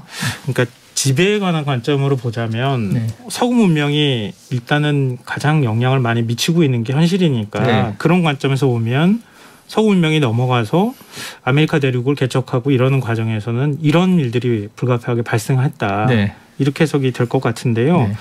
그러니까 결국 그렇게 되면 내가 만약에 그 시절에 네. 서유럽에서 태어났다고 하면 네. 일종의 지배자의 위치가 돼버리는 거잖아요. 그렇죠. 네. 이 책에서 거기서 태어났다는 이유로. 네. 그래서 이 책에서 저자가 한 핵심 이야기가 그거예요. 앞서 저자의 친구인 원주민의 질문에 대한 답이라고 했잖아요. 예전에는 문명 발달의 단계의 차이를 좀 빌미로 해서요. 인종차별의 근거로 들었던 일도 있었거든요. 예. 근데 문명이란 결과를 보면 결국 그 인종에 따라서 그 사람의 능력 자체가 다르다라는 논리가 기저에 깔린 건데요. 근데 다이아몬드 교수의 책에 의하면 그게 능력이 아니라 완전 운인 거죠. 어디서 태어났냐에 따라 다른 거고요. 그 오늘날 인류가 사실 문화적 불평등을 겪고 있는데 어떤 나라는 부와 그에 따른 문화가 넘쳐흐르고 또 어떤 나라는 가난이 넘쳐흐르게 됐습니다. 예. 그렇게 된 이유가 인종, 사람, 역사 이런 게 아니라 단순히 지리환경적 요인 때문이다. 그게 총균세가 몇 번이고 강조하는 결론입니다. 그러니까 우월해서라기보다는 네. 물론 태어난 건 운이었겠지만 네. 각각의 지리적 환경에 맞춰서 거기서 발전한 것들이 있었는데 우연히 그게 뒤섞이는 현상이 나타나면서 네. 서구 문명이 뭐 일종의 전 세계를 지배하는 이런 결과로 이어졌다라고 하는 걸 이제 문화사적으로 네. 역사적으로 그걸 검증하는 작업을 한 책이다 이렇게 또 볼 수 그렇죠. 있겠네요. 그리고 이거를 조금 사람한테 응용하면 네. 마이클 샌델의 공정하다는 착각에서도 그러니까 너 자신의 능력이라기보단 어느 집에서 태어났느냐 이런 것들이 더 중요한 게 아니냐라고 그렇게 살짝 또 그런 식으로 이제 만들어지기도 했죠. 자 그러면 이 총균세 네. 이 큰 벽돌을 어떻게 깨야 할 것인가 이제 고민스러운 부분인데요. 네. 총균세를 포기하지 않고 끝까지 읽어야 하는 이유 어떤 네. 게 있을까요? 본질적으로는요. 오늘날처럼 차별과 구분, 폄훼와 혐오가 판치는 세상에서 개인들의 능력이 다르다는 식으로 논의가 가게 되는 경우들이 있잖아요. 예. 근데 이 책의 논의에 따르면 지금 우리가 누리는 부와 권력의 이유 중 매우 큰 부분을 차지하는 게 운이라는 거죠. 이 책의 논의를 개인에 적용해 보면 역시 어떤 집에서 태어나느냐에 따라서 가용할 수 있는 리소스나 교육받을 수 있는 환경이 달랐던 것이니까 이런 운이라는 걸 생각하면 이게 꼭 나쁘다라기보다는 그래서 좀 겸손해지고 잘난 척할 이유가 전혀 없으니까요. 그렇죠. 겸손해지면 어떨까? 뭐 그런 생각이 드는 그런 느낌을 주는 책이고요. 그리고 현실적으로는요. 총균세가 서울대생이 가장 많이 읽는 책 20위 안에 꼭 올라오는 책이거든요. 입시에서 예문으로도 많이 나옵니다. 네, 그래서 그만큼 또 우리 사회에서 상식으로 받아들여지는 논의들이니까 그렇게 되겠죠. 네. 그래서 읽어볼 필요가 다른 책보다는 좀 더 많지 않을까 생각이 들어요. 성공한 사람들한테 물어보면 저는 행운아였습니다. 이렇게 얘기했던 걸 요즘은 잘 못 듣는 것 같아요. 맞아요. 실력이었다고 하면은 네. 누구한테 그걸 베풀거나 자기의 능력인데 뭐라고 거기에 대해서 기여할 부분이 생기겠습니까? 네. 근데 그런 데까지 얘기가 연결될 수 있고 확장될 수 있다 이런 생각을 하니까 요즘 이제 앞으로도 누가 물어보면 저는 행운아였습니다. 좀 더 많이 해야 될 것 같은데. 네. 자, 오늘 주경야도 여기서 마무리하겠습니다. 지금까지 북튜버 이시안 작가와 함께했습니다. 오늘 말씀 고맙습니다. 네, 감사합니다. KBS 1라디오 김성환의 시사야 1부 순서는 여기서 마무리하겠습니다. 전 11시 정각 2부에 다시 오겠습니다.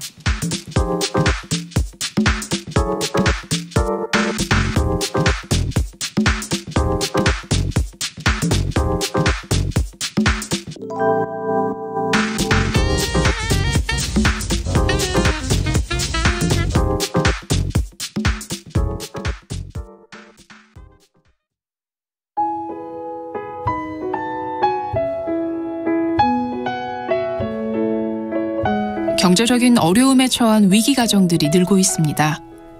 복지 사각지대에 처해 있는 가정들을 미리 찾아서 지원하고 위기로부터 구하는 일이 시급한데요. KBS 강태원 복지재단은 전국의 복지관과 연대해 복지 사각지대에 있는 위기 가정들을 찾아서 지원하는 운동을 시작합니다. 생활고로 인해 소중한 생명과 가정이 파탄나는 비극이 다시는 일어나지 않도록 이 일에 함께해 주십시오. 지역 복지 전문가로서 누구보다 위기 가정을 잘 찾아낼 수 있는 복지관과 관계자 여러분들의 많은 참여를 기다리고 있습니다. 지금 바로 KBS 강태원 복지재단 홈페이지에서 신청해 주세요. KBS 강태원 복지재단.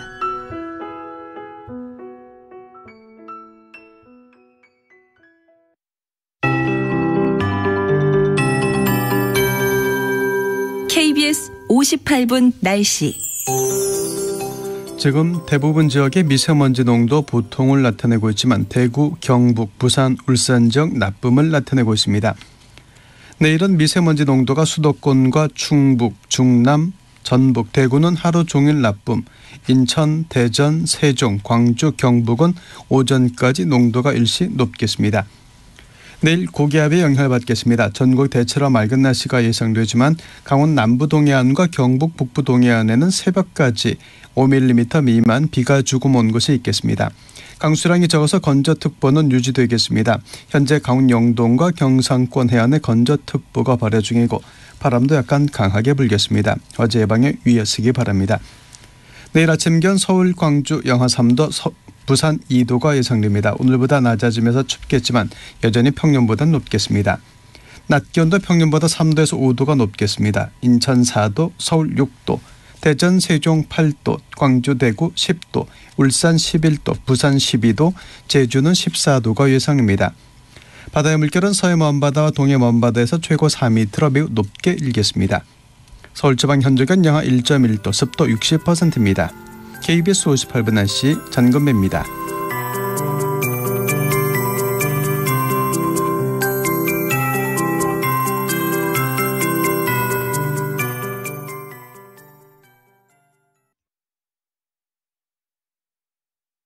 정성을 다하는 국민의 방송 KBS가 11시를 알려드립니다. AM 711kHz, FM 97.3MHz, KBS 1라디오입니다. HLKA.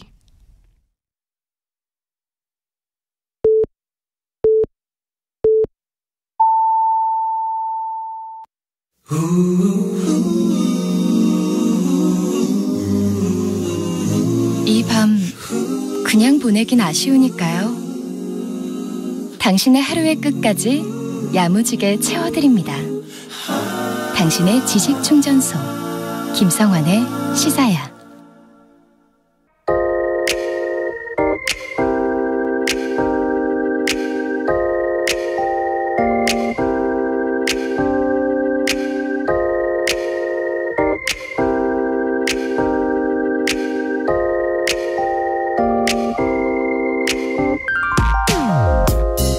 서울 명동거리를 걸어본 게 몇 년 만이던가요? 지난 주말 지인과 명동에서 만나 식사를 할 기회가 있었는데요. 약속 장소를 정할 때는 이동 동선을 고려해 별뜻 없이 장소를 정했는데 막상 명동의 골목 여기저기를 걸어보니 감회가 새로웠습니다. 거리 곳곳에서 코로나 사태의 직격탄을 맞아 줄줄이 폐업한 상점들의 흔적을 어렵지 않게 발견할 수 있었습니다. 핑크, 파랑, 하늘, 손님들을 유혹하던 건물 외장의 페인트는 지난 3년의 시간 동안 다 벗겨지고 탈색되어 흉물스럽게 변해버렸더군요. 지난 세월은 명동을 유령도시처럼 만들었지만 반가운 변화의 조짐이 보이기도 했습니다. 한때 발길을 끊었던 외국인들이 서너 명씩 무리를 지어 돌아다니는가 하면 일명 맛집 노점 앞에 손님들이 줄을 서서 기다리는 모습이 눈에 띄기도 했습니다. 사람들이 떠난 자리에 다시 조금씩 온기가 도는 모습에 안도하며 지인과 헤어진 뒤 집으로 돌아와 잠시 미뤘던 주말판 신문을 읽기 시작했는데요. 참 우연인지 필연인지 제가 목격한 명동의 분위기를 담고 있는 기사가 있는 게 아닌가요? 기사는 명동 노점에 주목해 이야기를 풀어나가고 있었습니다. 흔히 명동의 노점은 모두 합법적으로 영업하고 있다고 생각하시겠지만 실은 현행법상 불법과 합법을 오가는 애매한 존재라고 합니다. 서울은 2016년 이후 기존 노점상에 한해 도로 점령 허가를 내주고 소정의 점용료를 받고 있는데요. 이전만 보면 합법적으로 영업하는 것이지만 음식을 판매하는 경우 식품위생법상 시설 기준을 충족하지 못해 영업 허가 대상이 될 수 없다고 합니다. 이 외에도 인근의 상인들과 갈등하는 일이 잦아서 명동거리의 노점은 오후 4시 이후에만 영업할 수 있도록 지자체가 시간을 제한하고 있다고 합니다. 일명 눈의 가시와 거리의 명물, 이 양자의 갈림길에 서 있는 명동 노점의 운명, 앞으로 어떻게 될까요? 일단 지금은 숙제는 잠시 접어두고 화려했던 옛 모습을 되찾아 건물 상인, 노점, 그리고 명동거리가 사람들로 북적였으면 좋겠습니다. 지금까지 오늘의 발견이었습니다.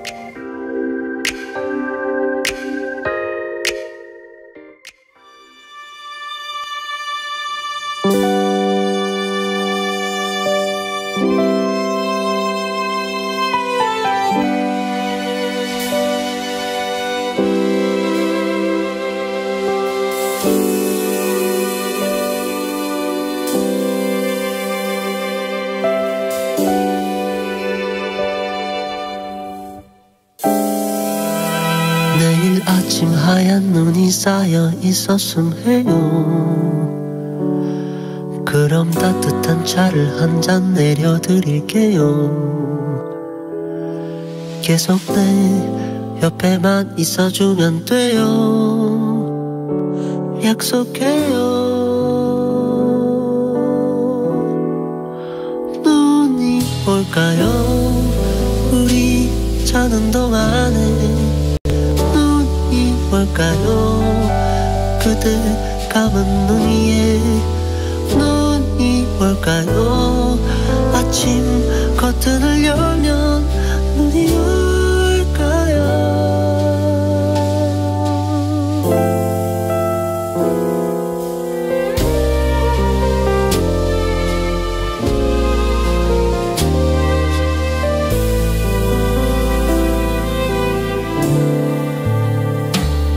서두르지 마요 못다한 얘기가 있어요. 잠이 들고 나면 오늘은 어제가 돼버려요. 계속 내 곁에만 있어주면 돼요. 약속했죠. 눈이 올까요? 우리 자는 동안에 눈이 올까요? 그대 감은 눈 위에 눈이 올까요? 아침 커튼을 열면 눈이 올까요?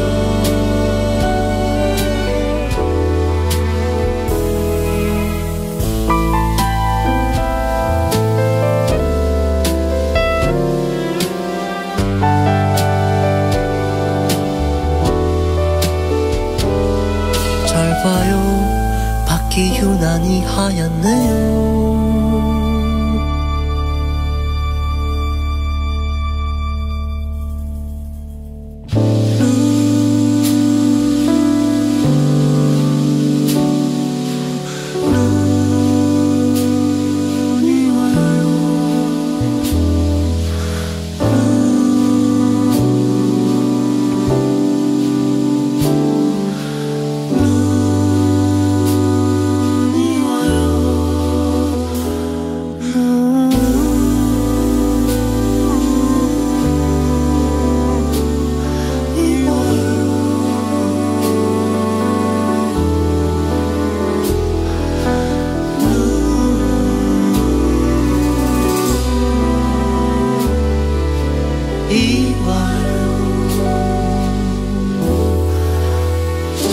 창밖에 눈이 와요. 어제 우리 말한 대로 차를 한 잔 내려드릴게요.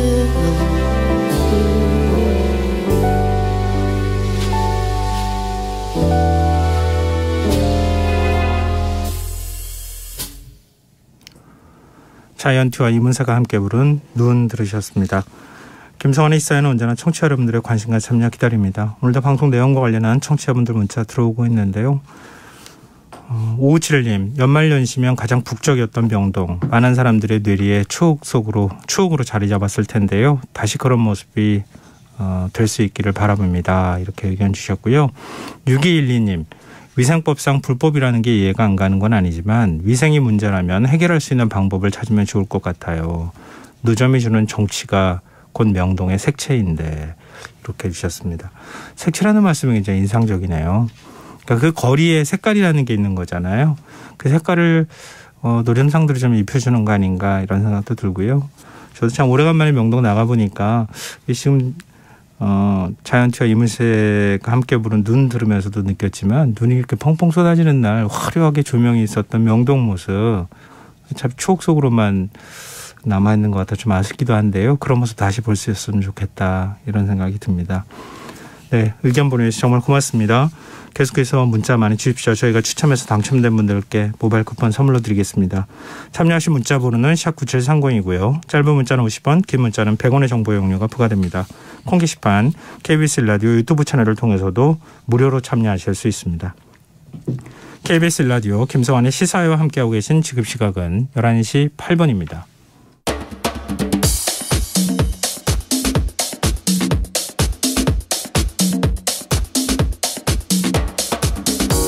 오늘 일어난 세상 곳곳의 소식들 당일 배송으로 전해드립니다. 밤참 뉴스 이영경 뉴스캐스터 나와 계십니다. 안녕하세요. 네, 안녕하세요. 네, 명동 나와보신 적? 네, 최근에도 갔었어요. 가보셨어요? 네, 그 길거리 음식이 트렌디하게 되게 많이 바뀌잖아요. 네. 그래서 그거 먹으러 저는 자주 그렇구나. 갑니다. 나가셨구나. 네. 한번 좀 나가보시면 좋을 것 같습니다. 네. 사람들이 많이 늘어났더라고요. 반갑기도 했고요. 근데 오늘 새벽 저도 전화 문자 받고 사실 좀 놀라기도 했는데요. 인천 강화에서 지진이 발생했어요. 네. 인천 강화군 서쪽 바다에서 규모 3.7의 지진이 발생을 했습니다. 지진이 발생한 시각은 오늘 새벽 1시 28분. 진앙지는 강화도 서쪽 25km 해역이었는데요. 이번에 수도권의 그 소방본부의 이 지진과 관련된 신고가 120건. 사실은 지진이 발생한 지역에서 한 120km 정도 떨어진 성남에서도 수원에서도 지진이 감지됐다라고 하는 신고가 들어왔습니다.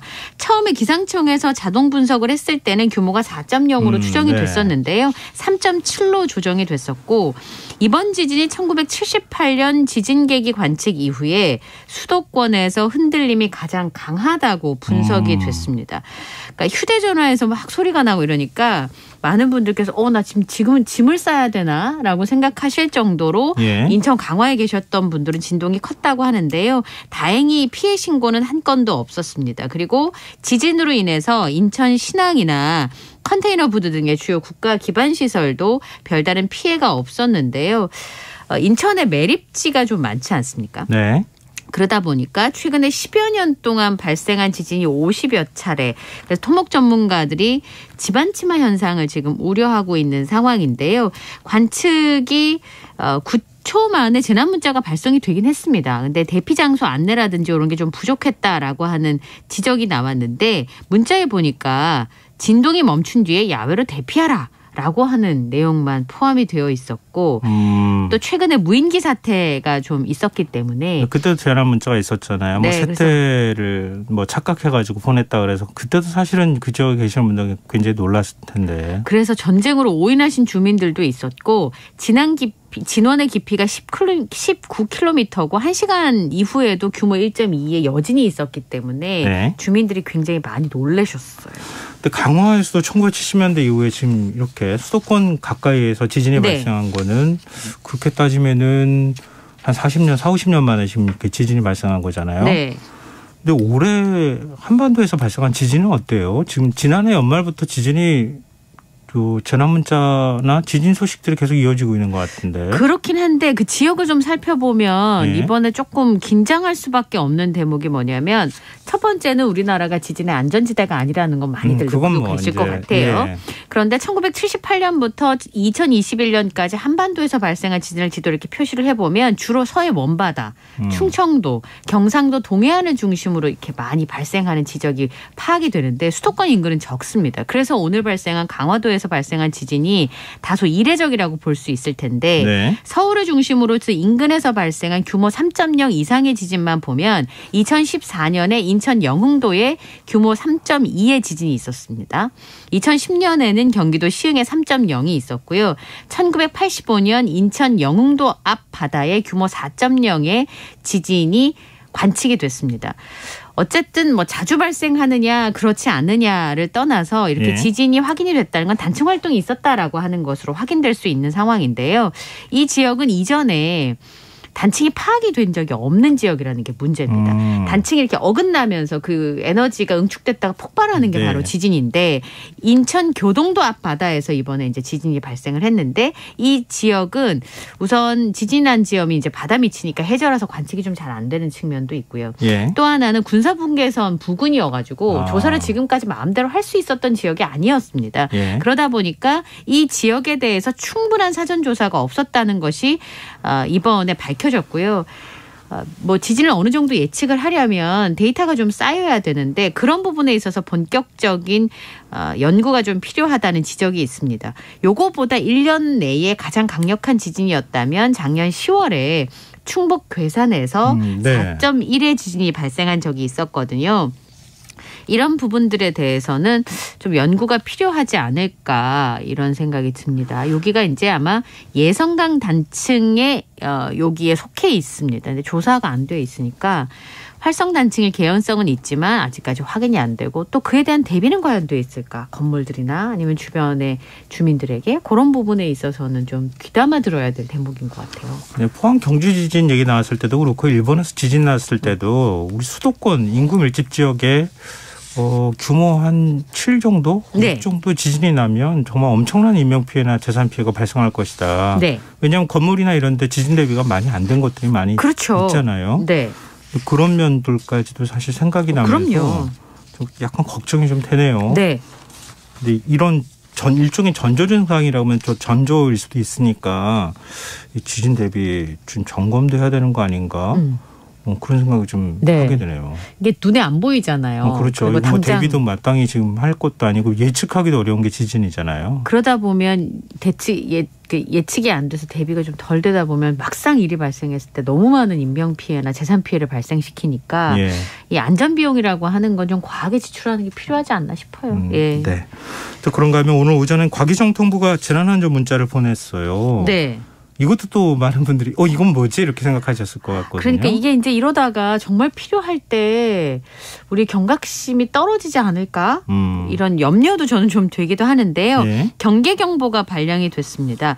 우리나라 그 대기권에 미국에 추락한 인공위성이 재진입을 하면서 낙하 예상 지역이 한반도 인근이다 이런 얘기가 있어가지고 아까 말씀하신 것처럼 국민들이 위성 추락에 대한 각별한 주의를 당부한다라는 내용의 문자가 발송이 된 건데요. 과학기술정보통신부에서 발령을 했습니다.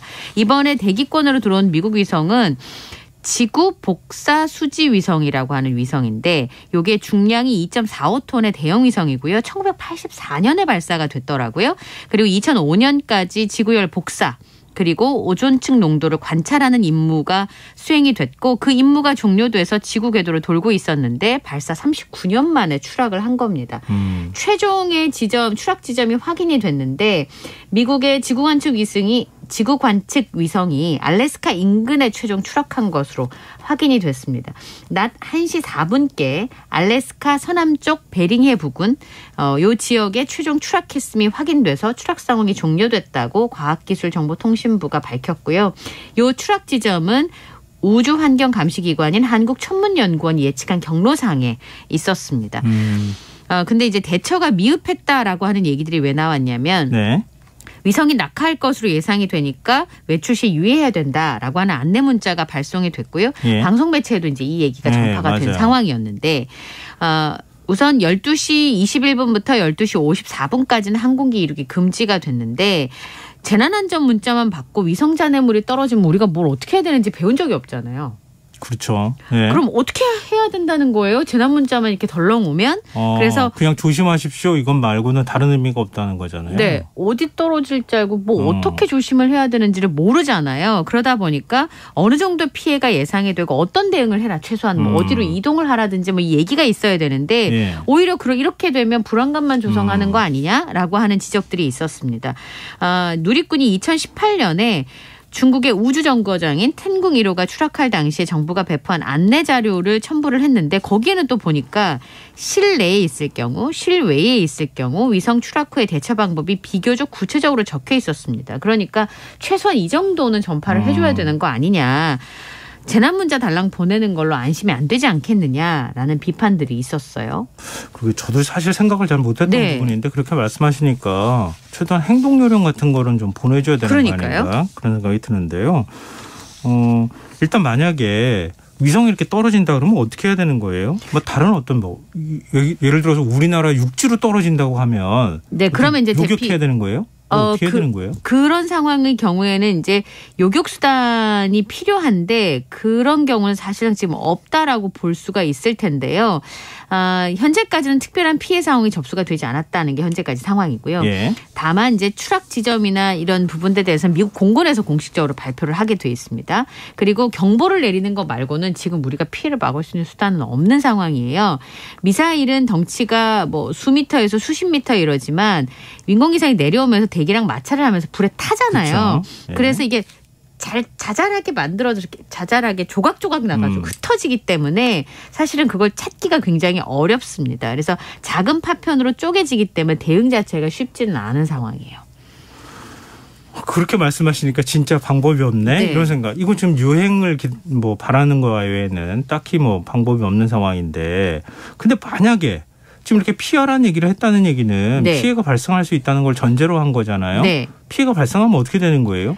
우선은 운용사가 책임을 져야 됩니다. 처음에는. 그러니까 책임 1차적으로 손해배상 책임은 위성을 운영한 업체가 부담하는 것으로 지금 설명이 전문가들은 그렇게 얘기를 하고 있는데요. 네. 근데 이게 그냥 지나칠 일은 아닌 게 우주 쓰레기가 굉장히 많이 발생하고 있잖아요. 네. 이전에는 우주에 닿을 수 있는 국가들이 뭐 한두 국가였다면 지금은 굉장히 우리나라도 이제 위성을 쏘아 올리고 그쵸. 하니까 이런 경우에 이제 한반도에 추락할 우려가 있고 그런 경우가 생길 경우에 피해가 발생할 수 있다면 책임 소재를 어떻게 해야 되는지가 만들어져는 있습니다. 1967년에 107개의 나라가 참여해서 우주조약을 맺었어요. 예. 우주 물체로 인한 피해에 대한 국제적 책임에 관한 협약인데 한 나라에서 발사된 로켓이나 위성의 파편이 다른 나라에 추락을 해서 피해가 발생했을 때 발사국이 전적으로 배상 책임을 져야 되고 또 우주에서의 결함으로 인한 피해도 책임을 져야 된다라고 규정을 하고 있습니다. 인공위성으로 인해서 특정한 국가의 피해가 발생하면 이제 위성 보유국은 피해국의 그 피해를 외면하면 안 되는 게 대체적인 분위기인데요. 예를 들어서 옛 소련이 자국의 위성이 캐나다에 떨어졌을 때 거기에 대해서 금전적으로 책임을 진 적이 있습니다. 우리나라의 경우에도 지금 말씀드린 것처럼 운용사와 소유자가 다른 경우에 운용사의 과실이 없으면 소유자가 그 책임을 부담하게 되는데 만약에 우리나라에 떨어져서 피해가 발생했다면 미국에서 책임을 지겠죠. 그리고 그 위성의 소유권도 여전히 미국에 있습니다. 그런 게 있군요. 이건 사실은 국제적인 협약이나 규약으로 이렇게 만들어졌다는 걸 잘 몰랐는데 참고로 좀 알아두시면 좋겠습니다. 지금 여러분께서는 KBS 라디오 김성환의 시사회와 함께하고 계십니다. 밤참에서 계속 이어가겠습니다. 오늘 오전 부산 도심 한복판에서 큰 불이 났어요. 인명피해는 없었습니까? 네. 인명피해는 크지는 않은데요. 그래도 많은 분들이 연기를 흡입을 하셔서 병원으로 지금 7명이 옮겨진 상황입니다. 오늘 아침 6시 반 부산 진구 부전동의 23층짜리 오피스텔 건물 주차타워에서 불이 발생을 해서 8시간 만에 불이 꺼졌는데요. 건물을 다 태우고 나서야 꺼졌습니다.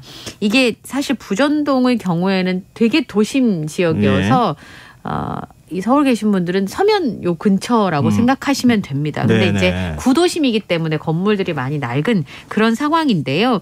진화 과정에서 주변의 불티가 인근 규모 상가로 번지기도 했었고요. 새벽 시간대니까 입주민들이 얼마나 놀랬겠습니까? 그래서 긴급 퇴피를 한 상황입니다. 150m가량까지도 도망을 갔는데 거기까지 유리 조각이 튀었다는 목격자의 목격담이 있었고요. 불이 이제 인근 건물로 번지게 되면서 주택가에 대피령이 내려지기도 했습니다. 오피스텔 입주 가구가 552가구인데요. 42명이 연기를 마셨고 7명의 경우는 이제 병원으로 옮겨졌고요. 35명의 경우에는 단순하게 연기를 흡입한 것으로 전해지고 있습니다. 이 건물이 다 태우고 나서야 끝이 났습니다만 오후 2시 40분쯤 돼서 불이 꺼졌습니다. 그래서 경찰하고 소방에서 내일 합동 감식을 벌일 예정입니다. 시민들이 발빠르게 대처한 덕분에 인명피해가 발생하지 않았다고요? 네. 유독가스와 연기가 주거시설로 빠르게 번지니까 서로 이제 현관문 두들기면서 불이 났다는 사실을 알리고 대피를 했는데 15층에 계신 분들이 누가 막 문을 두드리면서 문을 열어달라고 해서 불이야 하는 소리에 깨가지고 보니까 연기가 복도로 들어오고 있더라는 거예요. 이런 긴급한 상황들에 서로 대처를 했기 때문에 큰 인명피해는 없었습니다. 이게 정말 화재가 났을 때 공동주택의 경우에는 이렇게 두드려주는 거 굉장히 중요합니다. 굉장히 중요하죠. 모를 수 있거든요. 화재가 났을 때. 이것도 다른 주변에 계신 분들 인명피해를 막는 굉장히 중요한 일종의 화재 대처법이 아닌가 싶습니다. 근데 이번 화재 원인은 뭡니까?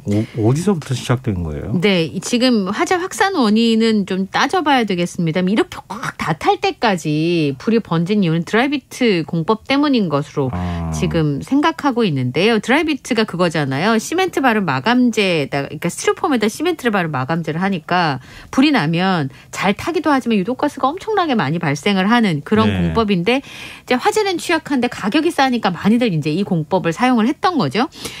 근데 이런 경우로 인명피해를 크게 키운 경우가 많이 있었습니다. 의정부의 도시형 생활주택 화재 때는 5명이 사망했고 125명이나 다쳤었고요. 제천 스포츠 화재 때도 29명이나 사망했던 이유가 이 드라이비트 공법이 불쏘시개의 역할을 했기 때문인 것으로 추정을 하고 있습니다. 불길이 이 주차타워의 외벽을 타고 아래층에 시작해서 위로 확 올라갔대거든요. 그러니까 화재 확산에 불쏘시개의 역할을 이 드라이비트 공법이 한 것으로 전해지고 있는데 주변의 외벽까지 막 불쏘시개 떨어졌던 것도 사실 이 마감 공법 때문이었습니다. 현장에 도착했을 때 이미 화염이 아래서부터 위로 확산하는 과정이었고 그 속도가 너무 빨랐기 때문에 화재 속도도 높았다는 건데 2015년부터 6층 이상의 신축 건물에는 이 드라이비트 공법을 못 쓰게 되어 있습니다. 근데 이 건물은 제가 말씀드린 것처럼 여기가 이제 구도심이라고 말씀드렸잖아요. 네. 20년이 넘었어요. 그러니까 이 규제 사각 지역에 속해 있었는데 이런 일은 언제든지 발생할 수 있기 때문에 소급 적용은 할 수 없습니다만 대책은 좀 세워야 되는 거 아닌가 싶네요. 화재 대처하는 게 또 대비하는 게 이렇게 어렵습니다. 네. 늘 스프링클러 얘기도 하고 네. 드라이비트 얘기도 하는데 그렇다고 해서 다 뜯어가지고 다시 공사하기는 너무 금전적인 부담이 크고 참 여러 가지로 고민스러운 부분이 아닐까 싶네요. 근데 이럴 때 화재 대비할 때 어떻게 하면 좋을지 이런 것들을 조금 미리 공동주택의 경우에는 약속을 해둔다거나 훈련을 좀 하신다거나 그런 것들이 조금 필요하지 않나 싶습니다. 자, 다음 뉴스로 넘어가 보겠습니다. 마약 투약 혐의로 기소된 이 돈 스파이크에 대한 1심 선고가 오늘 있었는데 집행유예가 선고가 됐어요. 그래서 좀 지나치게 솜방망이 처벌이 아니한 비판이 벌써부터 나오고 있는데요. 네. 2년 전부터 텔레그램을 통해서 4,500만 원어치의 필로폰을 사들이고 14번이나 투약을 했고 지인들에게도 마약을 나눠준 혐의를 받고 있습니다.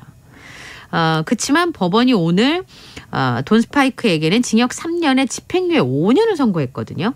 검찰이 구형한 게 5년형이었는데 그거보다 적습니다. 네. 재판부 설명은 수법이 좋지 않다라고 인정은 했지만 네. 수사에 협조하고 범행을 반성하고 있다. 재기를 다짐하고 있다라고 하면서 선고의 배경을 설명했는데요. 근데 문제는 돈 스파이크가 10여 년 전에도 대마와 관련된 범죄로 벌금형, 집행유예형 2번이나 유죄 판결을 받았거든요. 네. 그래서 일각에서는 아니 2번이나 처벌을 받았고 동종 전과가 있는데 네. 이렇게 집행유예가 나오는 것은 솜방망이 처벌이 아니냐라는 의혹이 제기되기도 했습니다. 근데 법조계 설명은 이런 얘기들도 있더라고요. 판매상이 아니고 단순 투약 사범인 경우에는 처벌보다는 마약 사범의 경우에는 치료와 재활의 기회를 주는 경향이 많다라고 하는 겁니다. 그리고 수사에 많이 협조했다라고 재판부에 설명을 했는데 그거는 주변에 마약 관련된 사람을 다 근절하겠다. 난 재범할 우려가 없다. 이런 취지로 보일 여지가 좀 많이 있다고 하는데요. 어쨌든 재판부에서는 120시간의 사회봉사 그리고 80시간의 약물 치료를 수강하라고 설명을 했습니다. 반성문도 많이 제출했다라는 것이 언론에 알려지고는 있는데 네.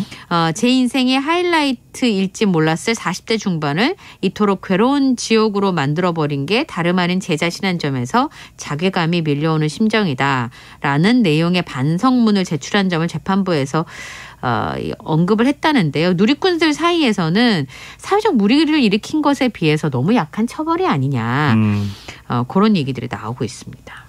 사모법칙이라고 얘기하잖아요. 우리 재벌가의 경우에 꼭 가가지고 나중에 실형 선고받을 때쯤 되면 징역 3년에 집행유예 5년을 네. 받더라. 이제 이렇게 얘기했는데 딱 사모법칙이 적용되는 그런 사람인 것 같은데 말씀하셨던 여러 가지 취지들을 재판부가 고려하지 않았나 네. 생각합니다. 하여튼 어쨌든 보는 시선은 그렇게 썩 곱지만은 않은 네. 듯합니다. 마지막 뉴스입니다. 요즘 일본 여행 가는 분들이 굉장히 많아졌잖아요. 네. 근데 후쿠오카의 한 초밥집에서 한국 여행객이 뭐 와사비 테러를 당했다? 뭐 이런 주장이 제기됐어요? 예. 그러니까 지난 4일에 후쿠오카에 있는 유명 초밥집의 지점에 이 글을 쓰신 분이 갔는데 여기가 가성비가 좋은 곳으로 알려져 있던 곳인가 봐요. 오마카세를 하면 너무 가격이 비싸고 네. 사실 좀 저렴하게 맛있게 먹을 수 있는 집이어서 30분가량이나 줄을 서서 음식을 먹었는데 본인이 이제 얘기하시기로 이것저것 많이 시켰다는 겁니다. 근데 먹다 보니까 너무 와사비 향이 많아서 못 먹을 정도가 돼서 이상하다 싶어서 열어보니까 와사비가 많긴 많더라고요. 그러니까 이 그 사진을 찍었어요. 사진 찍은 걸 보니까 좀 많아요. 진짜 좀 많이 많았어요. 네. 아예 한 숟가락을 넣었더라 이렇게까지 얘기를 했는데 사진에서 표현이 잘 안 되는데 너무 많아서 가족들도 다 놀랬다라는 내용을 공유를 했습니다. 그리고 거기에는 한국인 손님이 대부분이었는데 진짜 화가 많이 났는데 뭐 따지는 거는 언어를 잘해야지 조목조목 설명을 그렇죠. 하는데 일본어가 네. 기초 수준이라서 제대로 이제 따지지를 못했고 실수일 수도 있잖아요. 어떻게 이제 그렇죠. 요리사가 요리를 네. 하다가 근데 그 이후에 아르바이트생이 가지고 간 접시를 본 셰프의 얼굴을 보니까 고의성이 있다는 생각이 네. 들었다는 거예요. 물론 본인이 틀릴 수도 있지만 네. 그런 생각이 들었는데 누리꾼들은 어떻게 생각하시냐고 사진이 올라가니까 이건 고의성이 있다. 와사비 테러 맞다. 이렇게 동조하는 댓글들이 많이 올려져 있었습니다. 그래서 제가 인터넷 찾아보니까 이 집이 어디에 있는 무슨 집이라고 이름이 다 공개가 됐더라고요. 인터넷에는. 네. 근데 이 식당 측에서는 뭐라고 얘기를 했냐면 우리 가게에 이런 요리는 있을 수가 없다. 장난이라고 생각이 든다. 여행을 부디 즐겨달라. 여기 앞에 사이가 좋아 보여 다행이다. 뭐 이런 내용들이 써 있더라고요. 구글 번역으로 보니까. 이게 번역이 제대로 된 겁니까? 우리 가게에서 이런 요리는 있을 수 없다. 장난으로 생각된다. 네. 장난으로 그럼 넣었다는 거예요? 그래서 그런 부분에 있어서 이제 문제가 좀 되는 것 같고 아래 댓글을 보니까 이제 거기 계시는 분들이 일본인들이 댓글을 다른 걸 보니까 네. 대체적인 내용이 어떤 거냐면 후쿠오카에 한국 사람 너무 많다. 이런 댓글들이 많이 달려 있더라고요. 과연 그게 뭐 이렇게 될 일인지 모르겠습니다만 어쨌든 한국인 여행객을 대상으로 와사비 테러는 이전에도 있었기 때문에 좀 불편한 내용인 것 같아요. 예. 사실 외국인 관광객에 대해서 일본 내국인들이 썩 그렇게 호의적이지는 않다 이런 얘기를 제가 들은 적은 있거든요. 그러니까 너무 관광객이 많아서 불편하다 이런 불만들이 좀 있었는데 네. 코로나19 때는 오히려 조용해서 좋다더라. 뭐 그러니까요. 이런 얘기도 사실 있었거든요. 근데 또 외국 관광객이 가서 지역 경제 활성화시켜주는 춤은 또 그렇지 않습니까? 예. 부디 좀 오해가 아니기를 좀 바랍니다. 네. 정말 이런 일은 없었으면 좋겠습니다. 네, 오늘 밤참수 여기까지 하겠습니다. 지금까지 이현경 뉴스캐스터와 함께했습니다. 고맙습니다. 감사합니다.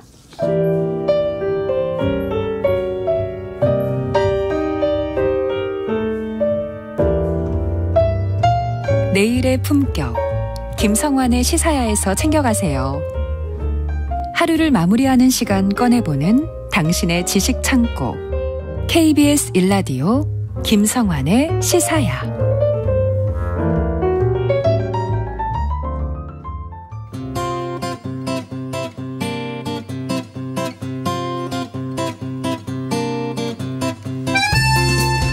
공화당 케빈 메카시 원내대표가 미국 권력 서열 3위인 하원 의장으로 선출됐습니다. 무려 15번에 걸친 투표 끝에 나온 결과인데요. 공화당 내에서 반란표가 나오면서 메카시 신임 의장은 상처뿐인 영광을 거뒀다 이런 평가를 받고 있습니다. 세계이면 오늘은 이례적으로 출발한 미국 의회에 대해서 얘기 나눠보도록 하겠습니다. 외신캐스터 전주현 씨 스튜디오에 나와 계십니다. 안녕하세요. 네, 안녕하세요. 네. 미국 하원 의장 자리. 네. 막강하죠, 힘이. 굉장히 중요한 자리죠. 네. 상원, 하원 이렇게 양원제잖아요. 상원은 이제 50개 주의 대표격으로 각 주에 2명씩 할당이 돼 있고 네. 의장을 부통령이 겸직을 하는데 하원은 2년마다 그 각 주의 인구수에 비례해서 선출이 됩니다. 그리고 이제 하원 의장은 그러니까 2년마다 치러지니까 회기마다 선출을 또 따로 하게 되고요. 네. 이 하원 의장이 대통령과 부통령에 이어서 권력 서열 3위 자리입니다. 그렇지만 각종 예산안, 법안을 다루잖아요. 예. 그래서 캐스팅 보트 역할에 그치는 서열 2위 부통령 겸 상원 의장보다는 더 큰 권력을 행사하는 자리다. 이렇게 지금 여겨지고 있는 그런 자리입니다. 하원 의장이 전체 435명의 의원 중에 과반수인 218표를 얻으면 당선이 되는데요. 그러니까 뭘 눌러서 이렇게 하는 방식이 아니고요. 투표를 할 때 회의장에 모인 각 의원들이 자리에서 일어나서 저는 누구 후보를 지지합니다. 이렇게 호명을 하는 방식인 거예요. 네. 그래서 다수당 원내대표가 선출되는 게 일반적이고요. 대개 그냥 투표 한 번만에 다 결정이 됩니다. 여러 번 하지도 않아요. 하지만 이제 엄밀하게 그 규정을 보면 꼭 다수당 의원이어야만 되는 건 아니고 꼭 국회의원을 필요도 없다고 합니다. 그래서 이번에도 공화당의 맷 게이츠라는 하원 의원이 현직 의원이 아니라 저는 도널드 트럼프 전 대통령을 지지합니다. 이렇게 투표를 하는 그런 일도 있었어요. 한 표가 나왔습니다. 아니 그러니까 뽑을 대상도 아닌 사람을 저는 네. 지지합니다. 이렇게 얘기했다는 거 아니에요? 네, 그렇죠. 근데 이제 이게 법적으로 엄밀하게 네. 보면 안 되는 건 아닌데 그래도 하원 의장을 뽑으니까 관례적으로 그냥 그 의원들 중에 한 명을 뽑게 되잖아요. 그렇죠. 네, 근데 의원이 아니어도 되기는 하지만 그런 일은 없다는 건데 아무튼 이 의원은 이번에 트럼프 대통령 얘기를 해서 굉장히 화제가 되기도 했습니다. 그러니까 낸시 펠로시 의원 방한했을 때도 그렇고 네. 대만 방문했다가 네. 동북아 정세를 다 흔들어놨잖아요. 그렇죠. 그 정도로 막강한 자리인데. 그렇습니다. 네. 그 하원 의장을 지금 제대로 못 뽑아가지고 네. 한바탕 소동이 벌어졌다는 거 그렇습니다. 아니에요? 이게 15번 투표한다는 게 있었던 일입니까?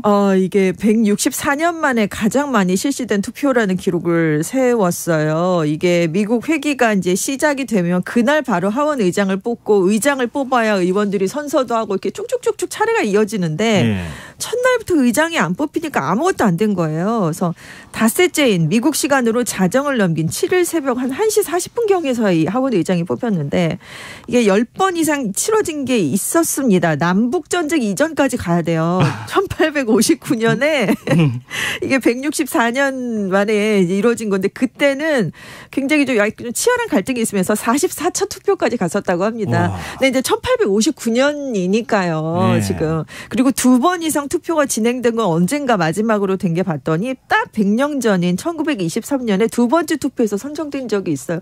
그래도 두 번째에 끝났잖아요. 이번에는 이렇게 100년이 지난 지금 이 시점에 15번이나 투표를 해야 되는데 아무튼 입법부가 그동안 작동을 하지 못하게 됐었어요. 그래서 이거 장기화되는 게 아니냐 이런 우려까지 좀 나왔었는데 만약에 13일까지도 의장 선출이 안 됐더라면 하원을 운영하는 규칙이 정해지질 않기 때문에 하원에서 일하는 직원들에 대한 급여 지급이 중단될 수 있는 그런 상황이었습니다.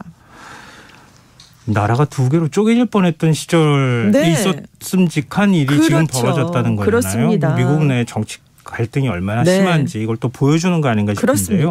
그런데 이건 단순히 뭐 진보 보수, 뭐 공화 민주 이런 갈등의 문제를 넘어서는 문제였잖아요. 그렇습니다. 더 복잡한 것들이 자리를 하게 된 거였죠. 어떻게 하다가 이렇게 지금 다수당인 당이 있음에도 불구하고 지금 하원 의장 한 명을 못 뽑아가지고 이 소동이 벌어진 거예요. 그러니까 과정을 좀 설명해 주세요. 하원 의석이 435석이라고 했는데 한 명이 지금 사망으로 결석이 돼 있는 상황이에요. 그래서 434석이 지금 걸려 있는데 그래서 218표 이상을 얻어야 의장이 되는데 사실 작년 11월에 중간 선거를 했을 때 공화당이 하원 다수당이 됐거든요. 그러니까 공화당의 원내대표가 워낙 케빈 메카시였으니까 그냥 무난하게 당선이 또 되겠지라는 생각들을 많이 했었어요. 그런데 이제 공화당이 최종적으로 이제 그 결과가 거의 한 달 이상 걸려서 이제 나왔는데 의석 수가 222석이 된 겁니다. 그래서 지금 공석 한 석을 빼고 민주당의 212석보다 딱 10석 많은 그러니까 그렇게 차이가 나지 않은 거예요. 근데 뚜껑을 열기 전에는 공화당이 굉장히 앞서갈 거라는 전망이 많았잖아요. 그런데 이렇게 차이가 나지 않네라는 얘기가 나오면서 책임론이 줄거지게 됐어요. 지도부에 대해서. 그래서 공화당 안에 강경 보수파 모임이 있습니다. 프리덤 코커스라는 모임이 있는데 여기에 소속된 의원들이 1차 투표에서부터 나는 메카시를 반대한다라고 공개적으로 선언을 하고 투표가 15번 정도 이루어질 때마다 거의 20표 안팎 정도의 반란표가 실제로 지금 나오게 된 겁니다. 그래서 지금 사실 공화당이 222석이니까 과반이 218표인데 5석 이상 반대표가 나오면 안 되는 거잖아요. 1차 투표를 했을 때 오히려 민주당의 하킴 제프리스 원내대표는 민주당 의원들이 다 투표를 했거든요. 212표가 나왔는데 메카시 대표가 203표밖에 안 됐습니다. 그러니까 민주당 후보보다도 다수당이 공화당인데 공화당의 원내대표표가 더 적었던 거예요. 그리고 이제 2차 투표에서는 반기를 들었던 공화당 의원 19명이 다 프리덤 코커스에 소속되어 있는 조던 의원에게 몰표를 줬습니다. 그러니까 이제 계속 이루어지지 않았고 그래서 이제 12차까지 가니까 메카시 의장이 이제 초강경파 일부 의원들을 설득해 나가기 시작을 한 거예요. 그래서 표가 조금씩 늘어났습니다. 아까 처음에 1차 투표에서 203표였는데 조금씩 늘어났어요. 그래서 이제 14차 투표에 갔을 때 초강경파 2명이 지지 후보를 밝히지 않는 식으로 기권을 했습니다. 그래도 유효 투표수 과반의 한 표가 모자라서 또 당선이 안 됐는데 메카시 신임 의장이 15차 투표에서 결국 마지막으로 의장이 됐을 때 얻은 표는 218표가 아니라 2표가 적은 216표였어요. 그랬는데 왜 그래도 당선이 됐냐면 아무도 뽑지 않은 그러니까 투표를 보류한 초강경 공화당 의원이 그때는 6명으로 늘어났습니다. 그러니까 매직 넘버가 215표로 내려갔어요. 그래서 딱 한 표 더 많게 얻어서 겨우겨우 의장이 될 수 있었습니다. 그렇게 설득을 했는데 지지는 못 얻고 차라리 기권하겠다. 그렇습니다. 이렇게 그냥 결정을 했다는 거잖아요. 근데 지금 케빈 메카시는 어떤 정치인입니까? 2006년에 이제 캘리포니아주에서 하원 의원에 처음 당선이 됐는데요. 지금까지 9선 의원입니다. 네. 공화당이 다수당이었던 2014년에 하원에 진출한 지 8년 만에 그때부터 하원 원내대표가 됐어요. 그리고 2018년에 다시 원내대표로 선정이 됐던 인물이고요. 대표적인 친 트럼프 인사기도 합니다. 그래서 전통적인 공화당원들이 사실 트럼프 전 대통령이 2016년 대선 후보로 나왔을 때 안 좋아했거든요. 그랬는데 그때부터 적극적으로 트럼프 전 대통령을 지지했던 인물이고요. 네. 이제 탄핵 국면이 또 있었잖아요. 탄핵을 막기 위해서 공화당 내에서 이탈표가 나오는 걸 막으려고 애썼던 인물이고 2020년 대선 직후에는 트럼프 전 대통령의 대선 사기 주장을 옹호하는 발언을 했었습니다. 그래서 별명이 트럼프의 호위무사다 이렇게 불린 적이 있었던 그런 인물이에요. 그런데 나중에는 이제 지지자들이 의사당에 난입을 했을 때 트럼프 전 대통령의 행동에 좀 문제가 있었다 이런 지적을 또 하기도 했었어요. 그런데 이번에 이제 당내 강경파들 때문에 안 되니까 트럼프 전 대통령의 힘을 빌려서 이번에 당선이 됐다 이런 얘기가 나오는데 왜냐하면 트럼프 전 대통령이 15차 투표를 앞두고 전화로 강경파 의원들을 설득했다고 합니다. 근데 이게 주요해서 이제 네. 투표 보류를 하게 된 거죠. 지지는 하지 않아도. 그래서 트럼프 전 대통령의 힘을 결국 얻어서 당선이 됐으니까 앞으로 이 점이 메카시 의장에게는 또 짐이 될 수 있을 것이다. 이런 전망이 나오고 있습니다. 메카시 의장은 당선 연설에서 바이든 정부 강력히 견제하고 대중 강경 노선 펼치겠다 이렇게 예고를 했어요. 네, 첫 번째 연설을 했는데요. 중국 문제에 대한 대응, 연방정부 부채 해결 이게 우선 과제다라는 얘기를 내놨습니다. 그래서 중국을 견제하려고요. 하원 아래에 초당적인 중국 특별위원회를 만들겠다고 했어요. 그래서 내가 중국으로 간 수십만 개의 일자리를 다시 가져오겠다. 중국과의 경제 전쟁에서 승리할 것이다. 이걸 굉장히 강조했고요. 근데 이 메카시 의장이 어떤 인물이었냐면 중간 선거를 하기 전부터 내가 하원 의장이 되면 대만을 공식 방문하겠다. 이렇게 얘기를 했었어요. 그래서 중국이 아주 강경한 입장을 보여왔던 인물인데 네. 역시나 첫 일성부터 중국 견제에 대한 얘기를 내놨고요. 또 바이든 행정부의 아프간 철군 문제나 남부 국경 통제 실패, 코로나19 기원 문제 등을 조사하겠다라고 얘기를 했고요. 공화당은 하원에서 앞으로 바이든 대통령의 차남이죠. 헌터 바이든이 중국하고 우크라이나에서 부당한 이득을 사업을 하면서 취했나 이걸 우리는 조사하겠다 이런 얘기를 벌써부터 내놓고 있습니다. 근데 메카시 의장도 강경파인데 네. 지금 프리덤 코커스라고 하는 강경파는 또 어떤 종류입니까? 정말 강경파예요. 네. 강경 보수 유권자들을 대변한다. 그래서 프리덤 코커스. 그러니까 프리덤이 들어갔으니까 자유를 중요시한다라는 의미를 갖고 있고요. 예. 미국의 건국 정신을 되살리겠다 이렇게 주장을 하고 있습니다. 작은 정부를 지향하는 극우파 의원들의 모임이에요. 근데 예전에 공화당에 이런 강경 보수 세력인 티파티라는 모임이 있었어요. 유명하죠. 그 티파티 출신을 주축으로 2015년에 9명이 모여서 출범을 한 게 프리덤 코커스인데요. 지금 54명까지 늘어났습니다. 그래서 공화당 전체 의원의 한 4분의 1 정도가 지금 이 프리덤 코커스에 소속이 돼 있으니까 네. 세력이 굉장히 많이 확장이 됐는데 지금 54명 중에 한 친 트럼프 인사가 35명 정도 되는 맞네요. 것으로 파악이 되고 있어요.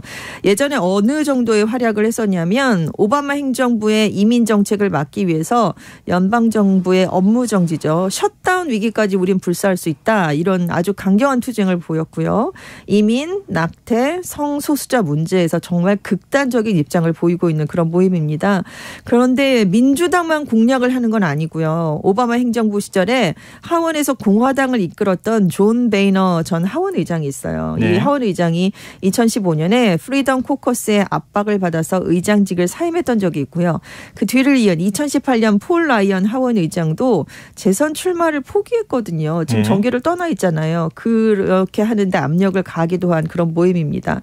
지금 20명 정도가 이번에 아주 강경하게 지금 반란표를 던졌는데 그중에 18명은 2020년 대선에서 트럼프가 바이든에게 승리를 빼앗겼다라고 생각하는 선거 부정론자인 것으로 알려졌습니다.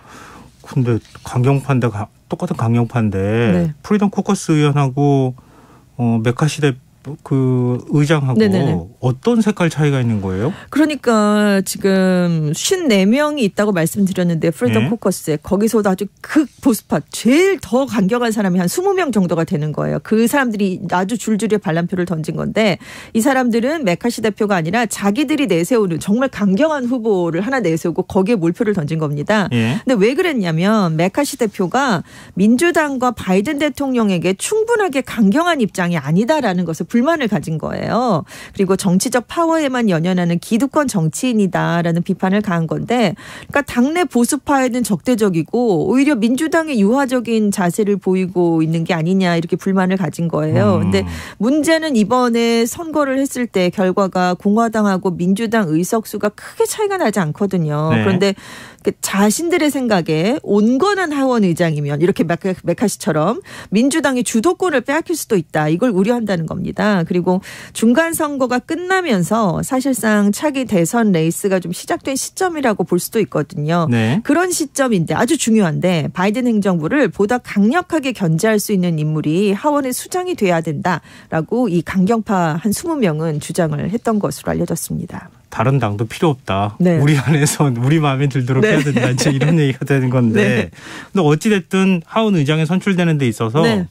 마지막에 하여튼 보류를 하긴 했지만 네, 네. 도움을 준 거잖아요. 그렇습니다. 그러면 메카시 의장이 이런 강경파한테 끌려다니게 되는 거 아닌가요? 그러니까 양보를 많이 했거든요. 네. 그래서 지금 언론들은 양보 너무 많이 해서 지금 시작부터 큰 부담을 떠안게 됐다. 그래서 처음에는 사실 메카시 의장도 지금 일부만 그럼 수용을 해주겠다라는 거였거든요. 근데 네. 15차까지 가니까 이걸 어떻게든 끌어내야 되니까 막판에 정말 많은 걸 지금 내줬어요. 그래서 네. 하원 의장 해임안 발의 기준을 기존의 양보안인 의원 5명에서 1명으로 낮췄습니다. 그래서 극우층이 반대하는 민주당 의제에 메카시 의장이 협조를 해준다면 언제든지 해임 결의안이 제출될 수 있게 됐어요. 의원 1명만 필요하니까요.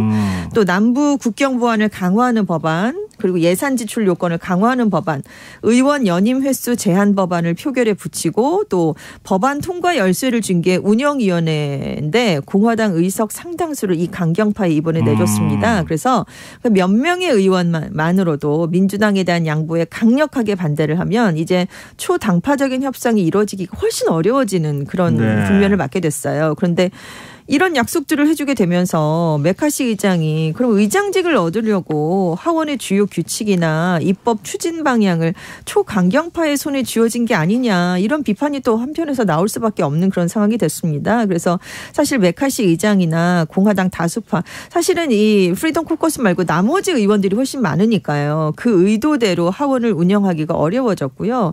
지금 연방정부 채무하고 지출을 둘러싼 행정부의 갈등이 더 고조될 수 있습니다. 그러니까 셧다운 가능성이 훨씬 높아질 수밖에 없는 게 된 건데 실제로 강경파 대부분이 이미 오바마 행정부 시절에도 굉장히 강도 높은 재정 적자 감축을 요구했었거든요. 그래서 이번에도 이미 바이든 행정부에 대해서 정부 부채 상한선 증액을 증세 없는 재정 적자 감축 없이는 거부해 주겠다 이렇게 선언을 했거든요. 그래서 지금 백악관은 부채 상한 문제를 이렇게 정치적 전술로 사용하면 안 된다라고 반발을 하고 있고요.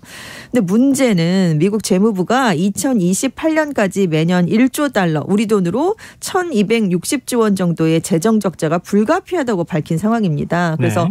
정부 부채 상환이 늘어나지 않으면 당장 9월쯤 되면 연방정부 셧다운이 불가피할 것이다 이런 전망이 나오고 있어요. 근데 2011년 오바마 행정부 당시에 그 글로벌 신용평가사들이 디폴트에 대한 우려 때문에 미국 신용등급을 하향 조정했습니다. 그래서 글로벌 경제가 혼란에 빠졌었거든요. 그래서 혹시 셧다운이 또 발생을 하면 이런 일이 다시 나올 수 있는 가능성도 있고요.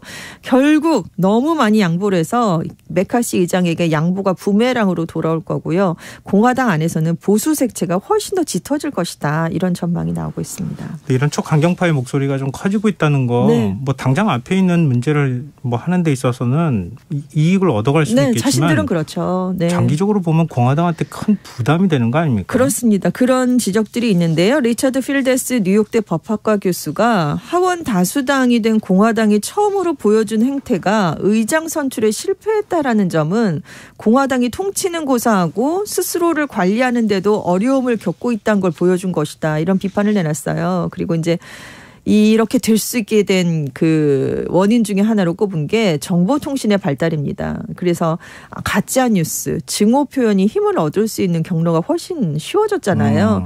공화당 개별 의원들, 이렇게 강경파 의원들이 그래서 소액 기부자로부터 선거 자금을 쉽게 동원할 수 있는 시대가 됐습니다. 그러니까 당 지도부의 눈치를 볼 일이 별로 없게 된 거예요. 뭐 처벌을 한다고 해도 두렵지도 않고 그래서 보다 이념적으로 도취된 유권자들을 위해 더 극단적으로 행동을 한다라는 설명을 지금 내놨는데요.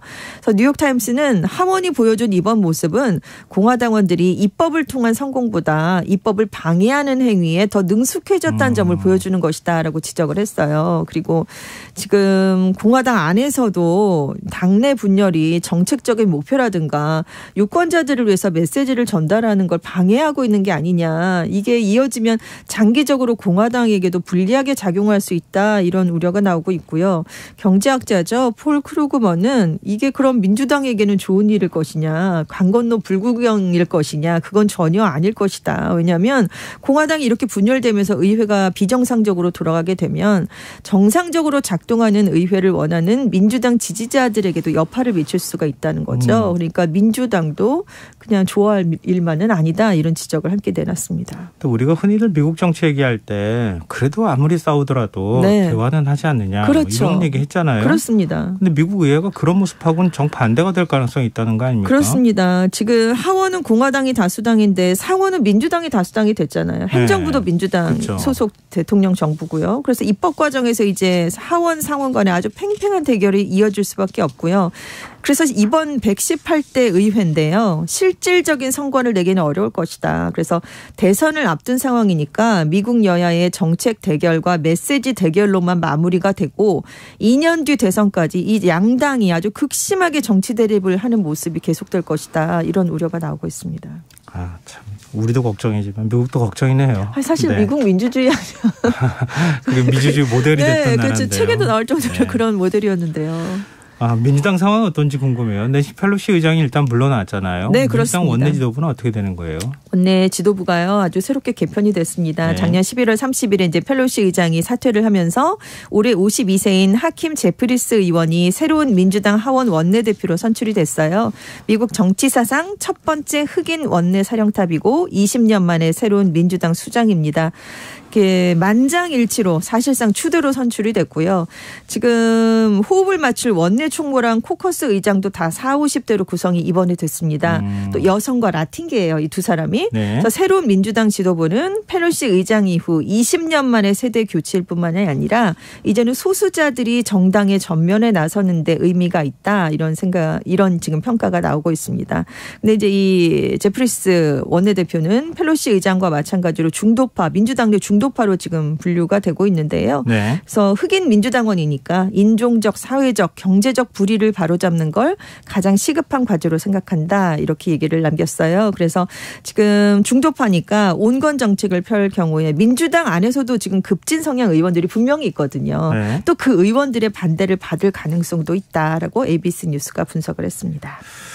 민주당 행정부니까 어찌됐든 간에 좀 어떻게 손발을 맞추고 호흡을 맞춰 나가면서 공화당을 또 설득해 나가느냐 이것도 우리가 봐야 될 관전 포인트가 아닐까 싶습니다.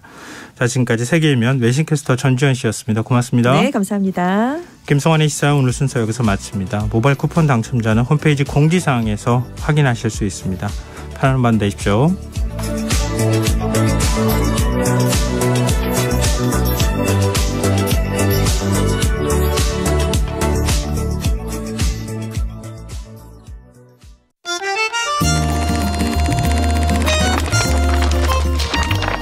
이다혜의 영화관, 정여울의 도서관.